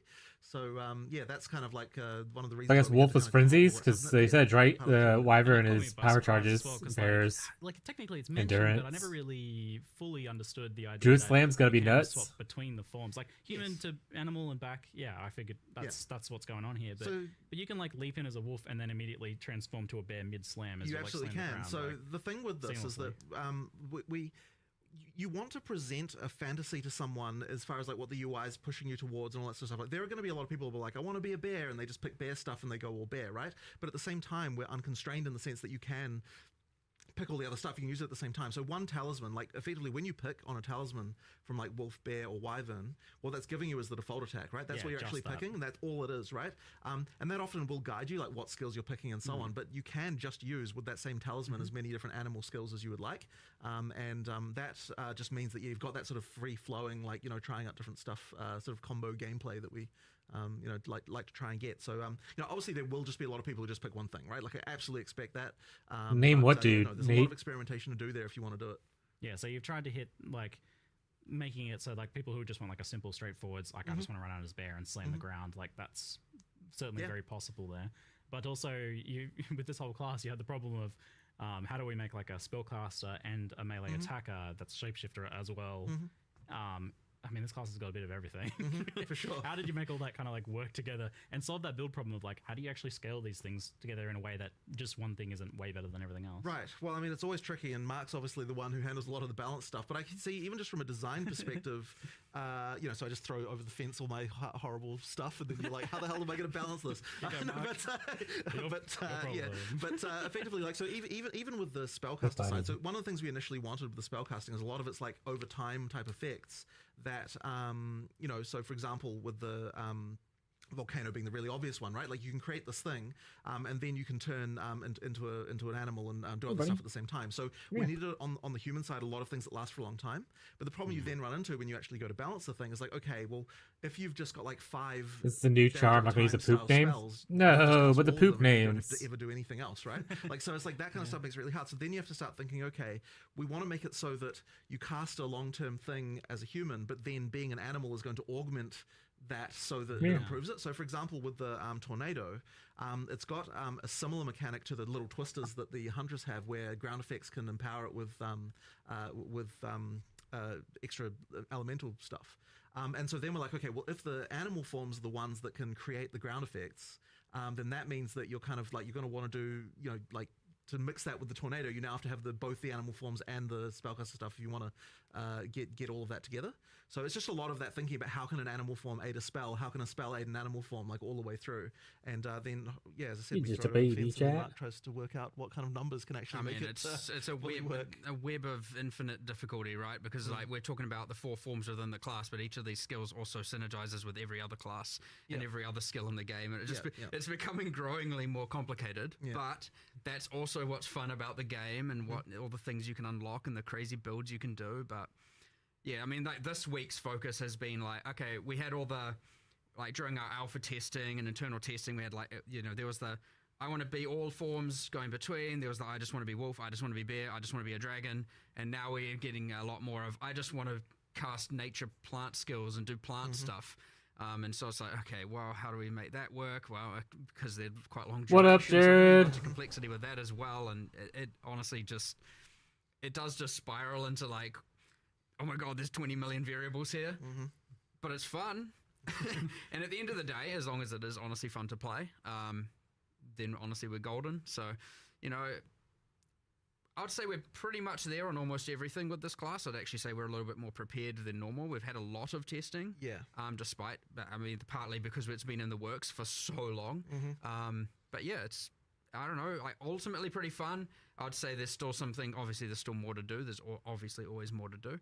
But yeah, there's a lot going on, a lot of enjoyment. I saw yesterday, I was just like walking past someone's computer and, you know, someone was mentioning like, yeah, it's just fun placing 6 volcanoes and then just slamming on them. I was like, all right, sweet, you do you. Like, that's fine. I was definitely enjoying obliterating bosses in bear form, like with dropping tornadoes, and there's the totem which you can summon in animal form. And then you're putting fishes down and they're exploding, and you're putting extra things on the ground and they're exploding. And there was definitely some boss deletion going on there. So. Even just walking past the just many entangles going out, and then there's that plant support gen. I'm like, all right, it's putting the new. I see chat being like, no, Ziggy, don't get it nerfed. I do have to admit that I did already get one thing, let's say fixed. There was a thing that was like double generating rage. So I'm like, I don't know if this was intended. Right. And like, no, the designer said that's probably not intended. Thanks, Ziggy. I'm like, I don't know. I will see where that goes, because I was like, no, that's fine. This is a fish. It made it to me, and I was like, no, I'm fine with that. Yeah, because it generates rage when you first slam, and then the fishes, every time they pulse, it generates rage. I'm like, oh, really? Oh, yeah. Oh, shit, I didn't even know that. Because like the totem's making it pulse, and that's generating rage. Right. I'm like, that doesn't seem intentional. It's fine. Yeah. It's fine. I love that. It's that's fine. ridiculously powerful. That feels like way permissive. I was like, this feels illegal, but that's like, you gotta let a few things in there that feel illegal. It's doing what the skill says. I may not have. Maybe I didn't get enough. Okay, cool. I don't know. They might have changed it. I'll find out afterwards. I just throw my opinion in there. I don't want to necessarily be like, you know, I try and make sure with a lot of these balanced discussions, it's not like, you know, I'm just an authority on the matter. I want to actually discuss these things through, because maybe it isn't actually fine, but you know, my first instinct is like, yeah, like let it run wild. Like, what's the problem? You know, so yeah, you gotta. We'll see what happens, but whatever. They don't know what the problem is, so don't worry. Oh, now they do. Thanks, you ruined it. Now people will know that it changed. They'll see the thing of generating rage, and let's see that line of text. Now that's the Ziggy line of text. I'm developing a reputation now. It's just helping finding bugs. It's okay. So, like the shapeshifting stuff comes from this trinket, the talisman? Yeah, the animal talisman. And is there any limitation just kind of like putting that on another class and just say like, I am playing my mace marauder or my quarterstaff monk, and I want to do a wolf leap slam that marks targets. You can do it. In fact, it was one of the things initially that it's funny. With Wait, so you can play like a marauder? We want to record.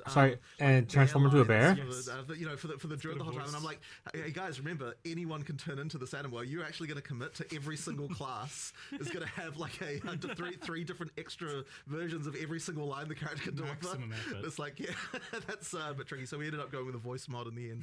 But that was one of those. It's like their thoughts. I think it shifts to. It almost sounds like, to me, that's what it sounds like. They're like, they're thinking it or something like that. I don't know. But it would have been completely impossible to record every single line an additional 3 times like, for every character class. Voice actors, everybody come back and we need to roar like a bear. Exactly. Effectively, every class can be an animal. It's exactly the same as the end of the weapon restriction. Ultimately, interesting. Being a bear is the same as having a mace, which may sound a little bit odd, but that is actually how it works and what allows having. Whoa. I didn't even think about that. Wait, so you can use mace skills while in bear? No. What I meant was that it's the same. I mean, it's the same in the sense that it's just a weapon type, right? Like, right. Yeah. Damn it, now we have to make that possible. You can turn into Calm as a bear. That's unique item territory for the future.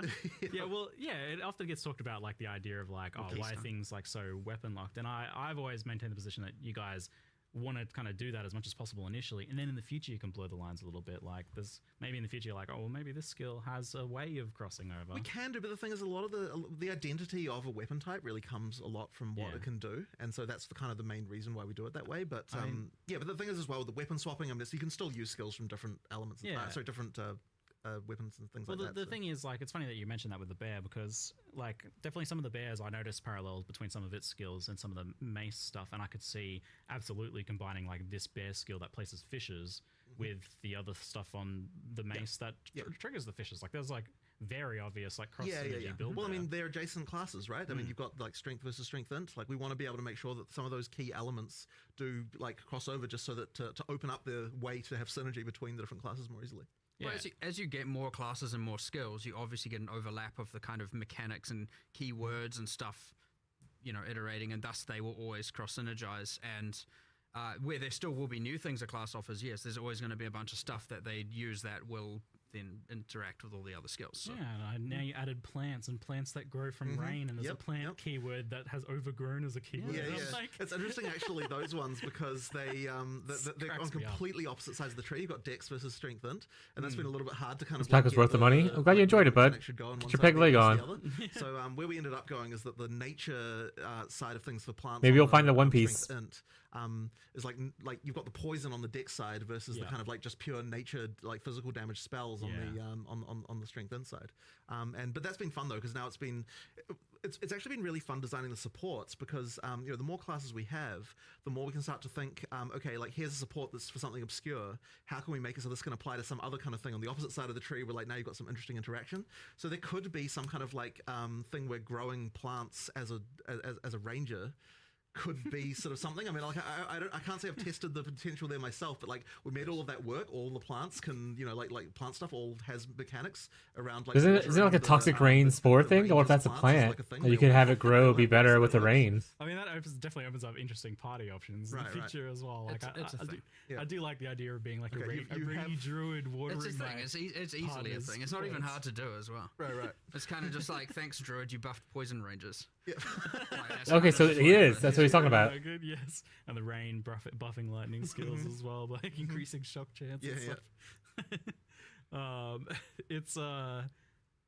It's pretty wild how much stuff you've just jammed into one class. Ooh, a witch hunter that can transform into a werewolf. It's kind of a cool like theme thing, and you could do both cold. People know what the wolf is. And even a lot of the like druid stuff is pre-established as like, you've got plants and you got like nature and you got like lifting up the earth, that sort of stuff. Well, we really wanted to have a third form that was a little bit out there in terms of different from what you'd seen in another game. I mean, obviously, like every game that's got transformations has the bear and the wolf, right? That's just like the staple. But and actually, for that, funnily enough, for that reason, we couldn't not do it. There was actually a period there where we weren't going to have a wolf because we were a little bit unhappy. Yeah, with us, and it's just like, well, exactly right. That was the reaction. That was the reaction of like all the furries come out of the woodwork and like, you gotta have a wolf. How dare you? Yeah, how dare all the exactly furries right. come out of the woodwork. Okay, we'll have a crazy words by Jonathan. Yeah, exactly. Not all the furries. That was a real concern. So we decided to go. We needed the two familiar, and then we needed. That's definitely getting clipped. He's getting memed for that one, 100%. We're looking at the bear and the wolf. It was kind of like we want the slower, harder hitting. We want the faster and like speedy kind of version. Obviously being the wolf. We also wanted something that had some range elements. And then a sort of more spellcastery vibe a little bit more. And so we sort of thought about it a little bit like, what animal is ranged? Like, it's not really, there's kind of not a lot out there that can really sort of do that. And so. And then a moonkin. We wow. The wyvern. I mean, someone of course at one point was like, how about a dragon? And we're like, what the heck? What are you talking about? But then eventually I thought about it. I thought he said fairies, which is worse. If you suggested I told you not to do it. There's no, he definitely said furries, but that's fair. I can see how you're confused. We did get there. It actually looks pretty cool. But it's kind of a spell blade almost. Like, it's got a bit of range stuff, but it's got a bit of like spell kind of melee things going on. I mean, as it should be for strength int. Yeah, and you were asking what the passive buffs were. I was looking at it before. It's like, it's got buffs to freeze, shock, and energy regeneration actually, as well. Like energy recharge, I think. It's a shame you knew. The reason I was actually being vague is I knew what they were. I just wanted to change them. Okay, I mean, that's fine. I'm sorry for my slight disingenuousness. Cool. I kind of feel like they shouldn't. I didn't want them to be offensive benefits. Yeah, they're supposed to be defensive. It forces you into right. certain build like a little types. bit, yeah. Whereas like if they're utility or defensive, that way they will work across all board. That's my general philosophy. So I was like, I feel like I want to have a go at trying to design the energy shield thing. I don't mind. I wanted to have a go at designing stuff that's more utility or defensive only, and that way you don't feel like, oh, I should have to play lightning or fire because it gets the passive Right, benefits. okay. That way, if you wanted to do a kind of weird out there thing, it doesn't feel so bad. But we'll see what I come up with. Do you have an idea, Whatever. or are you still figuring it out? Nah, I got no clue. I don't know. You can play on the fact it's got like wings to something defensive for block or something for hard carapace maybe or. I don't know, the fact it has wings, something to do with the so wings, much dragon right? lore to pull from. I don't got like a book that my daughter really likes to read that's like full of dragon lore. I'll send you some ideas. All right, sweet, yeah. Dragon, they hoard gold, right? Gold finds? Yeah, that totally. sounds like it. Eight Oh, piles shit. of gold. Gold find? Oh, there's gold over there. Quick, shapeshift, pick it up, shapeshift back. No, I'm obviously joking, please. I'm not doing that. Gold find, no, please don't. Mandatory dragon gold find build. I know it's kind of funny though. It's distinctly POE. So the druid is this like strength int class, and with the Templar we had the idea more of like you've got the armor energy shield stuff, but that's still the case here, as that's the strength int base. But I feel like the energy shield stuff is not as iconic to druid. How have you incorporated that and made it feel like something that makes sense, or like in what ways have you incorporated that to the druid? I feel like it's not obvious. Yeah, look, is a little bit off in terms of the feel there, but at the end of the day, we kind of don't really have many options as far as what we can do. I mean, like that, it is important for it to be that it has that, like armor and energy shield approach.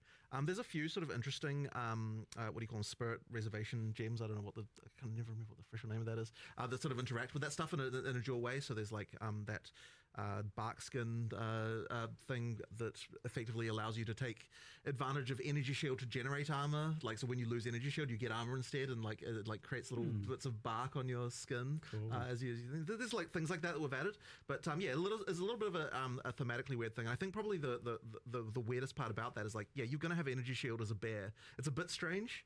Like, getting hit as a bear and then there's a little energy shield pop. But I mean, yeah, it is what it is. It kind of has to be that way. Well, you don't have to. Well, I suppose, sure. You can can get full go armor if full you want, armor. but Well, like, yeah. I feel like because there's like such a range of identities within that one class as well, that you've got the bear maybe that doesn't really align as much with that. There's definitely more armor stuff. Yeah, going so on you could build more strength when you, depending on what animal form you're playing, of course. Yeah, whereas like the wyvern potentially has more of that kind of magical It does. aspect to it, where And it's then- like that's Yeah, I mean, and that's why the wyvern itself does get the benefits Yeah. to energy shield, and the bear does get the benefits to armor in order to kind of make it so you are, like, depending on what animal form you're going, there's a bit of alignment in the defenses there. I mean, really, it's the tree that inspires and motivates this, right? Like, a sorceress could be on the bottom side of the tree and still have the same skill set, and obviously the damage nodes are a bit weird, but Yeah. it could work. There's nothing saying. I mean, that's part of the beauty of the game as well. Yeah, do weird shit. I had that. That's the beauty of the game, chat. Like, because it wasn't as clear. I was almost inventing my own lore there a little bit, where I was specking the regen from the druid, and then the zealot's oath right there. I'm like, oh, this actually like. You're converting your natural kind of like life regen into energy shield. Like, oh, this is kind of the druid's thing. Like, Yeah, I mean, that is a way for sure. Like, keystones certainly are pretty powerful, and we have a bunch of. I think there's an extra. I can't remember what it's doing. There's a new one There's one there. that says "Do not translate" on Yeah, it, so it's in, wasn't sure what it it's does in yet. progress. Yeah, we're playing around with trying to have some armor, energy shield, more hybrid stuff going on with the keystones there. It was based on what's it called? POE1's is it Divine Shield? Is that the name of the keystone? I can't remember. Too many names. But it's based on that, but not exactly the same. Like a derivative of that. They bring Divine Shield in? But, Ghost Dance is already in POE too, right? Keystones that I feel more druidy, and I know there's a rage one there that is embracing the animal ferocity, where it like what does it do? It's like doubles your maximum rage, but makes you don't get inherent bonuses from rage. So it's like, if you really want to do the skills that are rage consumers, like rampage, and you just want to rampage for as much time as possible, you obviously go for that keystone. You lose the benefits of rage, but you get to rampage around for twice as long. Cool. So a few things like that we're trying to add that are thematic as well. And I think that's another one of the really cool parts about adding a class is 1/6 of our tree was just filled with just placeholder garbage. Like, actually. Like, there is a giant link thing there there's no links in the game really. You know, it's like, what are we doing with that? You know, it's like, and so I was like, well, that looked like a vine. Just make that a plant thing. And, so now it's a plant thing that talks about overgrown plants. And but we filled in that whole bit of the tree. And guess what? Now witches and sorceresses have more energy shield stuff on that kind of direction around towards the druid, and warrior has more. And you know, and I don't just mean energy shield, I mean everything, all the mechanics, right? All the int mechanics are kind of there, the strength mechanics, everything. Wow, more energy shield options. Wowee. That's what they needed. In every different part of the tree, so like we don't have this like weird open stuff anymore. Yeah, that area of the tree was a little strange. I mean, it's such a massive tree already, and you're adding more to it. And then like, was the reveal cool? It was cool. Yeah, you should definitely go back and watch it. At least like the 2 teaser trailers, the one for the league mechanic and one for the druid. 130 extra. Other than that, they missed you too much. But you should go back and watch them eventually. What's up, Gazi? It's ridiculous. It's fun because it's cool. Because it's cool. That's really the best reason you could ask for, right? Yeah. I was like, I really went through. I mean, I know we showed 2 examples, but I was like, really want to make sure there's like cool off-spec stuff here. I want to make sure that if you want to be able to get more of a certain thing, this is a way to do it. I mean, at the end of the day, So we're also having internet issues today, so you might see buffering here and there.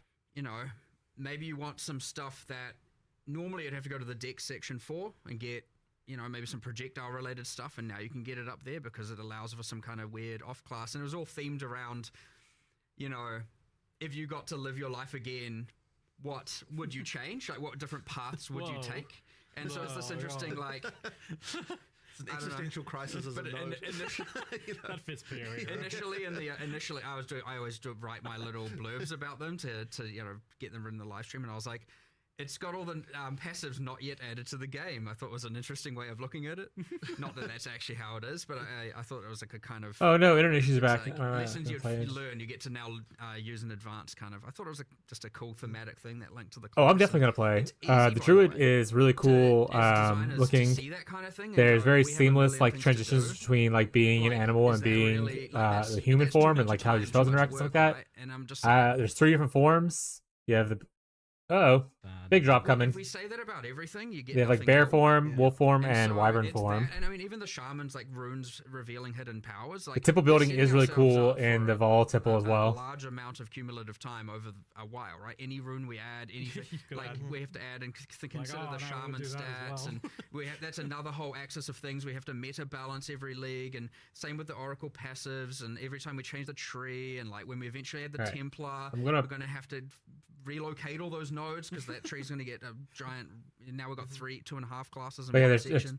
But it's supposed to be sending someone out here to take a look at our so many builds, so many cool things, and if you don't at want our internet thing, just pick another class. It's fine. They finally buried the line, and I think when they buried it, they damaged the line. So my internet's having a little bit of issues today. I think there's like very clear. And I just got a Spencer saying he's trying to get someone out here to take a look. Cool stuff to discover that you're not going to know ahead of time, because you can't like look at the class options on the character selection screen and know what the passives are going to be that are hidden behind the Oracle Ascendancy, right? So it's like, yeah, that's cool, that's fun. Yeah, there's the whole Oracle Ascendancy now that gets its own special like passive tree. Like there's certain passives on the passive tree that don't exist for other classes.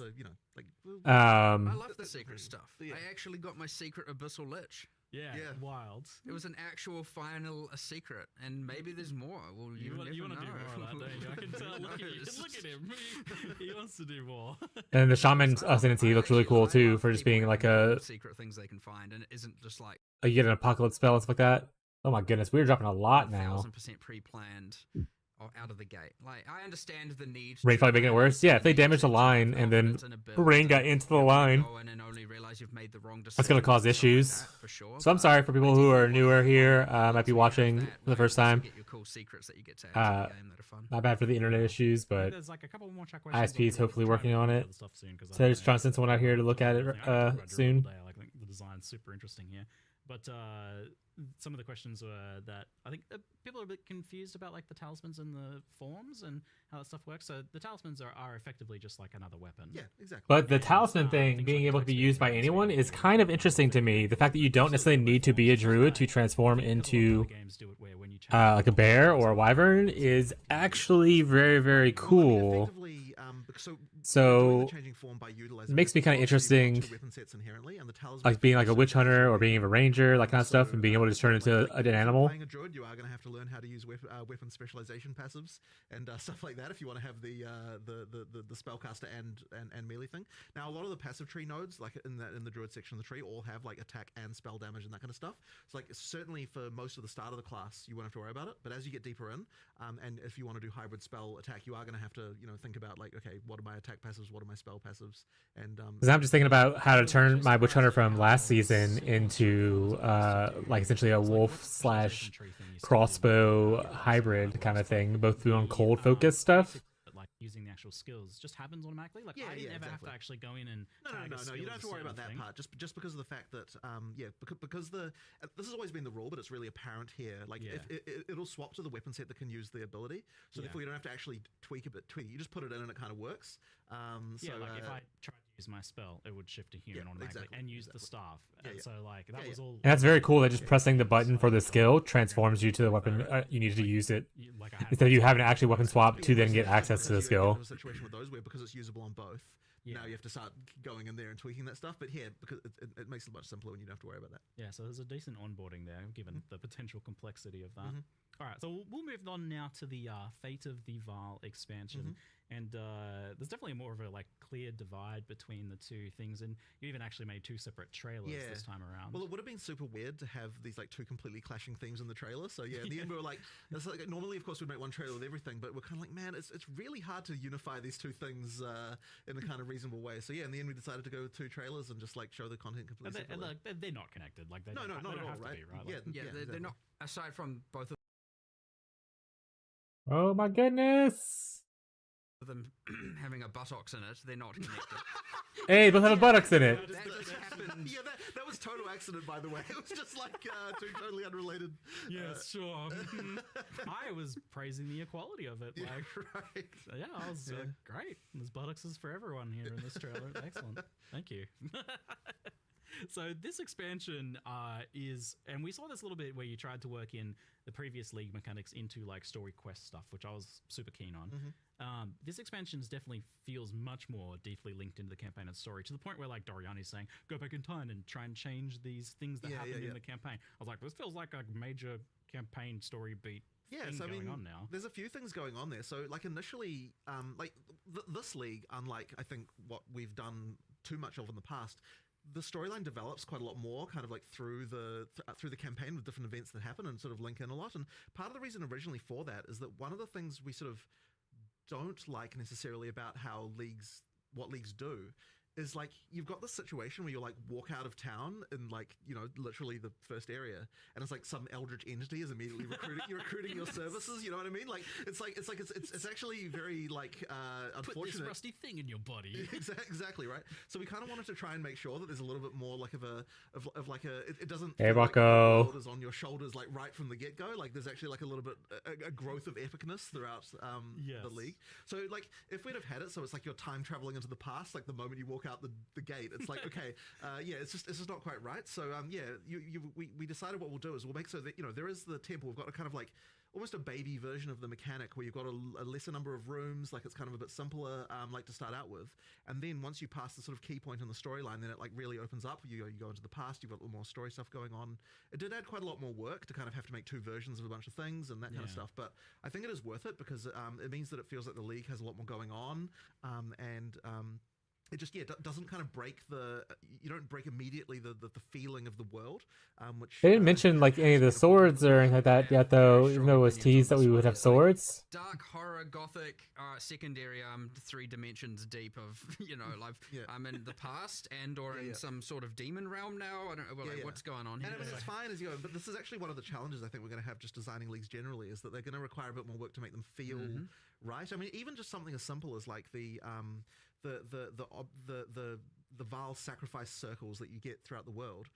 Normally what we would have done is make one thing and call it a day. Here what we've done is we've got 10 or more. There's a ton of variations of those where for each act we're in for each area we're thinking okay, which we need more of these so that we can use them so they feel natural in the place where they are, do a bit of material reskin, stuff like that.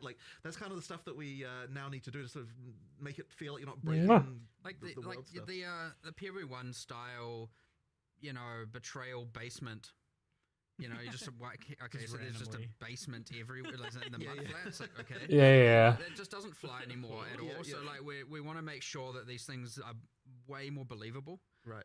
Like you are actually convinced. You're like, this makes sense.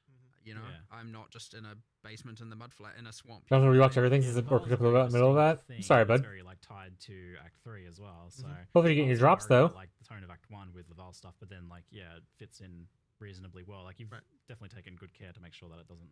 Well, I mean, yeah, It's not it's super a matter of jarring, making it feel like there's some ancient ruin that then later someone came along, like some Mesamites went in there and they built some stones around it because they're like, well, what is this thing? And like, we just thought a little bit about like how would the culture here have reacted to the fact that there was this ancient ruin from long ago? Why are we watching Ziggy while That kind of thing? Jonathan's Yeah, talking? okay, It's so interesting. weird. And you mentioned to me that this this is There- the bar for what you want to be doing. This is the quality level for what you want to be doing. Yeah. So I'd say that, like, it does sort of. I would say here, like the level of polish and the stuff that we're doing, like the amount of content that a league needs to actually be good. Like, obviously, when we did 020, the league was a little bit like, it was just the Asmerian spirits, and like, I mean, it was a league, but it wasn't really. Didn't have like the depth of content and stuff that you needed. And then with 030, I think we did a lot better. Like it came a lot better, but I still don't think we quite got there in terms that of was like the POE1 level kind of. yeah, and then this one here, I think like you get up to the level of quality that we really want to be delivering in POE2, like post release and everything, and like the kind of the amount of content you need for a league. Like it needs to be quite sizable and good, and it did take a lot of effort, but I think it's worth it because you sort of shows you what we can do when we. Yeah, I was gonna say that's like a high bar that you've effectively kind of like locked in committing to Right. for expansions. There. Well, hopefully I don't come to regret it, but it's wrong. And honestly, the scope did explode a little bit because when we, I think that one of the things. So He's a when baby I chat. initially designed the league, I was kind of like, okay, we're going to have like some limited number of rooms. We kind of spec'd it out, and like we, and each one will have a few levels, and it kind of didn't seem like it was that large. But really, in the context of POE2, it's like, well, if you're going to spend effort to upgrade a room, it needs to feel meaningfully different and have meaningfully better rewards and all that stuff, and it pretty soon expands into like a really huge list of like different combat encounter mechanics and different like crafting mechanics and different rewards and everything. Like there are so many new rewards and things in just in the temple. It's crazy. There's a lot there. Like certainly the number of expanded crafting options and all that sort of stuff. Yeah. I mean, we could take some inspiration from what POE1 did with Incursion, in terms of double crops and stuff, but we had to make it work in a POE2 context. There's just a lot there. Yeah, I've followed your progress with designing this one from the very beginning. Yeah, the funny thing is about that is that it actually came from a game that you recommended that I play. I wasn't going to even say it. No. So you recommended that I play this game called Loop Hero, and I really enjoyed it. Yes, Then, I mean, everyone's going to think that the game we're inspired by is Blueprints, but it actually wasn't. It was Loop Hero. It was so good because I told you about that game, and then it was like a week later or something, you sent me a message like, "Hey, I've made this little program." Yeah. So I prototyped up like a thing that for what would become the UI for Incursion. We actually ended up. It's funny because this is like the first league I've actually personally done code on in like quite a long time. You really got into it. Yeah. Because I mean, it was a real fun, just like evening thing to like go and just like work on this design. One of the great things about doing that is that I got to make so many design changes just in the course of like of writing it. Yeah, do you see the I don't baby? think necessarily would have gone exactly the same way if I was getting other people to do it. So yeah, that was really fun. And just make and then effectively the back of it is like the code that I wrote, but obviously the UI of it is like a whole thing that a bunch of other people worked on and made really look really awesome. But that was a lot of fun. Yeah, what is it like about this one that grabbed you so much? Because you got so involved and so personally, like working on it at home. Yeah, in the evening, I just really enjoy this kind of like little game within a game, like little metagame things, and just that dungeon design thing is just a really fun thing for me. Tile placing, is good, right? It's always it's really fun. Love a good tile place. And I just like coming up with all little ways that they can interact and that kind of thing, and trying to make each feel a bit different and that kind of stuff. It's just a good time. Yeah, and it's got this like iterative design where you're building a temple, you run it like it's a really small one at first, and then it crumbles a bit, but you're still kind of building on what you're doing each time. Yeah. It's like a weird kind of like roguelike-y thing without being a roguelike itself. Yeah. Exactly. So with that design then, I'm curious, like does it like fully reset at some point? Like for example, when you kill at Zeri or It never something? fully resets, but when you kill at Zeri or defeat an architect, quite a lot of the temple gets destroyed. So there's this Okay. kind of destabilization thing. It goes back to not the start, but kind of I think it removes like 2/3 of the rooms. There's some number like that it gets rid of at that point, and then you kind of have to build up again. That's just that effectively means that like